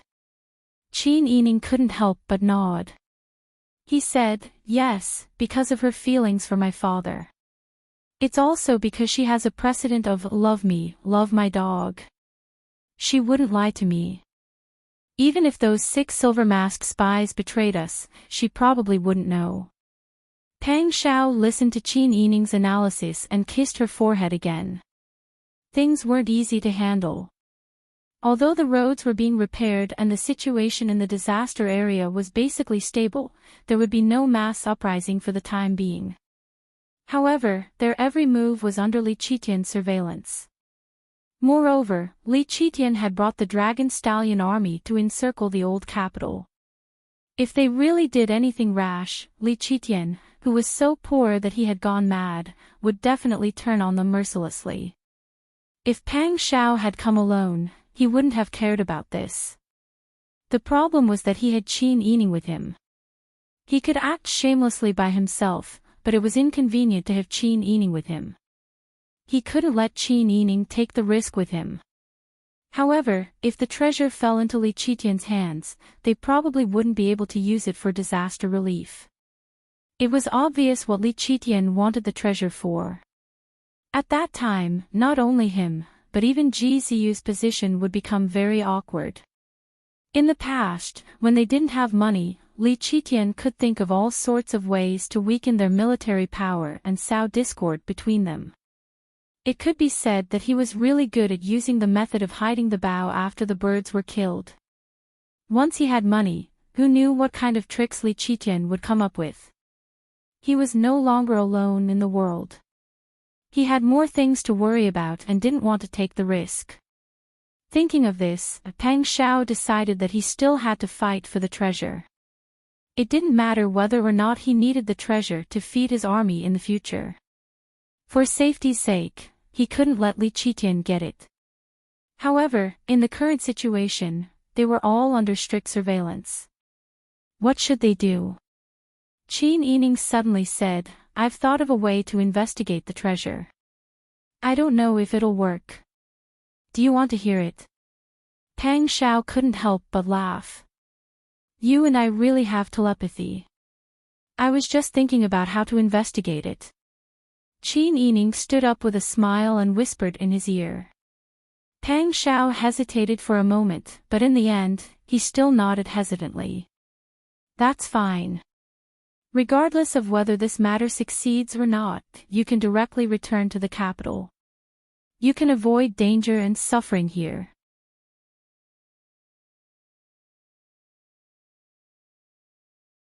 Chapter 460. Qin Yining frowned when he heard that. "What are you talking about? I'm not discussing this with you because I want to go back to the capital. Although the living conditions here are not as good as in the capital, won't you feel more at ease if I'm by your side and you look at me? If I go back to the capital, won't I be giving someone a hostage for no reason?" Pang Shao was at a loss for words when he heard Qin Yining's words. This was what it was like to have an overly intelligent wife. She could always find flaws in his arrangements, but he could not refute her words at all. Pang Shao said, "I'm just worried that you'll suffer with me. You might not have realized it yourself, but you've lost a lot of weight recently. You've already lost blood and vitality, and then you've been suffering from 3 disasters and 8 disasters. Bing Tang has always emphasized that you must take good care of your body, but ever since you've been with me, your current life doesn't allow you to take good care of your body. Not only can't I let you live a happy life, but I also make you live in fear all day long. I married you to let you live a happy life, but I always make you suffer." Qin Yining's heart had already melted into a mess. Pang Shao was such a decisive and domineering man. He was willing to show his weak side in front of her. This was the greatest trust and respect he had for her. Qin Yining stretched out his arms and hugged Pang Shao's body. He said, "Don't worry. I've been in good health since I was young. I'll be fine. Besides, Bing Tang has been by my side all day long. What else can happen? Right now, it's a matter of life and death. If I leave you to live a happy life alone, I won't be able to feel at ease. No matter what, I was the one who came up with the idea of using Qingtian Alliance and Silver Masked Spy. Now that something has happened, I have to bear the responsibility. Sister E, don't say that you came up with that idea because we had the same idea. You did it to help me, and I also thought about it and nodded. Even if you poke a hole in the sky, I should bear the responsibility. I'm a big man, but when something happens, I hide under my wife's skirt. What's wrong with that?" Pang Shao couldn't help but hold Qin Yining's hand. He frowned and said, "Do you understand? No matter what you do, I will support you. When I don't tell you to stand out, you're not allowed to do so." Qin Yining's hand hurt a little from being held by his large, bony, and warm hand. However, she couldn't bear to let go of him. You and I are one. What you should bear for me, I should also bear for you. I always thought that there was no distinction between you and me. How is this a question of who is hiding behind who? Just say that the one above wants to kill you one day. Do you think he will let me go? Pooh. Pooh. Pooh. Spit it out. Pang Xiao pinched Qin Yining's cheek. You naughty girl. Why did you mention it? What Qin Yining brought up was Pang Xiao's deepest fear. What he was most afraid of was not losing his life, but that he would bring her into the abyss because of his own selfishness. Qin Yining saw that his face had turned red from anxiety and knew that it was because he was distressed. He sighed and snuggled into Pang Xiao's arms. He said, "All right, let's not argue about this issue. Anyway, I won't go back to the capital. As for the method I just mentioned, what do you think?" Pang Xiao pursed his lips and thought for a moment. After a long time, he said, "This method is feasible, but it's also very dangerous. When you go, you must bring enough people with you." Qin Yining smiled and said, "Don't worry. Including Aunt Chow, I have 5 silver-masked spies. This number is almost comparable to that of the Emperor Emeritus of the Dian dynasty. How dangerous can it be?" Pang Xiao was very reluctant. How could he endure Qin Yining risking his life because of him? However, Li Qitian was guarding the perimeter with his men. He didn't give any orders or make any moves. It made it hard for people to know what he was doing. More importantly, there could be people watching him from the shadows. This made Pang Xiao not dare to participate in Qin Yining's plan. Qin Yining's idea was actually very simple. Prince Zhongshuan's consort was tired from the journey. In addition, her body wasn't well. The journey was bumpy and frightening, so she should be sick now. Therefore, Prince Zhongshuan planned to send people to escort the consort back to the capital for treatment. Therefore, the next day, Qin Yining fell sick. Even the servants in the yamen became busy. After 3 days, when Qin Yining came out to see people, his face was pale and yellow. His eyes were lifeless and his body was emaciated. He looked like he would faint at any moment. Seeing Qin Yining like this, Magistrate Li was moved. He pulled on Pang Xiao's sleeve and said, "It's all because of the natural disaster. The consort has a precious body. In this kind of place, she eats and uses the same things as us. Moreover, she has been living in this kind of oppressive environment for a long time. It's hard for such a delicate person to fall sick." Pang Xiao said with annoyance, "Magistrate Li is right. It's all because of this king. He only cared about the outside matters and neglected her health. She has always been weak. When she came to the disaster area, she went through the wind and rain with me. Now, her previous illness has been brought back. What does Wang Yi plan to do? The environment here is so bad. There aren't any good doctors. This king plans to arrange for his guards to escort her back to Jing for medical treatment. As for your majesty, this king has to write a memorial to explain the situation." Pang Xiao said and couldn't help but sigh. Magistrate Li had been with Pang Xiao day and night these days. He admired this god of war very much. He immediately said, "Wang Yi, don't worry. Although this official's words carry little weight, this official will write a memorial to explain this matter to your majesty. I will not let your majesty misunderstand your difficulties." Pang Xiao looked at Magistrate Li emotionally. His phoenix eyes were filled with gratitude. He smiled and patted his shoulder, "Thank you very much." Magistrate Li smiled and waved his hand. He blushed and said, "Compared to Wang Yi and the consort's righteous act, this official is just doing his duty and reporting the truth to your majesty. How can I accept Wang Yi's thanks? No matter what, this king has to thank you." Pang Xiao said seriously, in the current court, there are very few officials who are as upright and responsible as Magistrate Li. These words caused Magistrate Li's face to turn red. He waved his hand and ran away after exchanging some pleasantries with Pang Xiao. It was obvious that he was embarrassed to a certain extent. Thus, Pang Xiao and Magistrate Li wrote separate memorials. The next day, they arranged for Qin Yining to leave the yamen under the care of his attendants and servant girls. They walked all the way to the natural cave that Chao Yuqing had said was formed by the earth dragon turning over. Although they took a carriage, the road had been repaired and they didn't waste much time.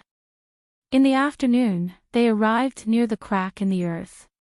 Chao Yuqing was dressed in men's clothing and sat on the shaft of the carriage driving. She raised her eyes to look at Jingzhe and the others. Jingzhe and the other 3 silver-masked secret agents understood and went to investigate the situation. You're tuning into the LoveLore Library YouTube channel. We're so grateful for your support and don't forget to subscribe to join us on this incredible journey through captivating stories. Your generosity through donations truly makes a world of difference, as it's the primary source of revenue that allows me to expand and enhance this channel for you. Thank you from the bottom of my heart for being a part of this adventure.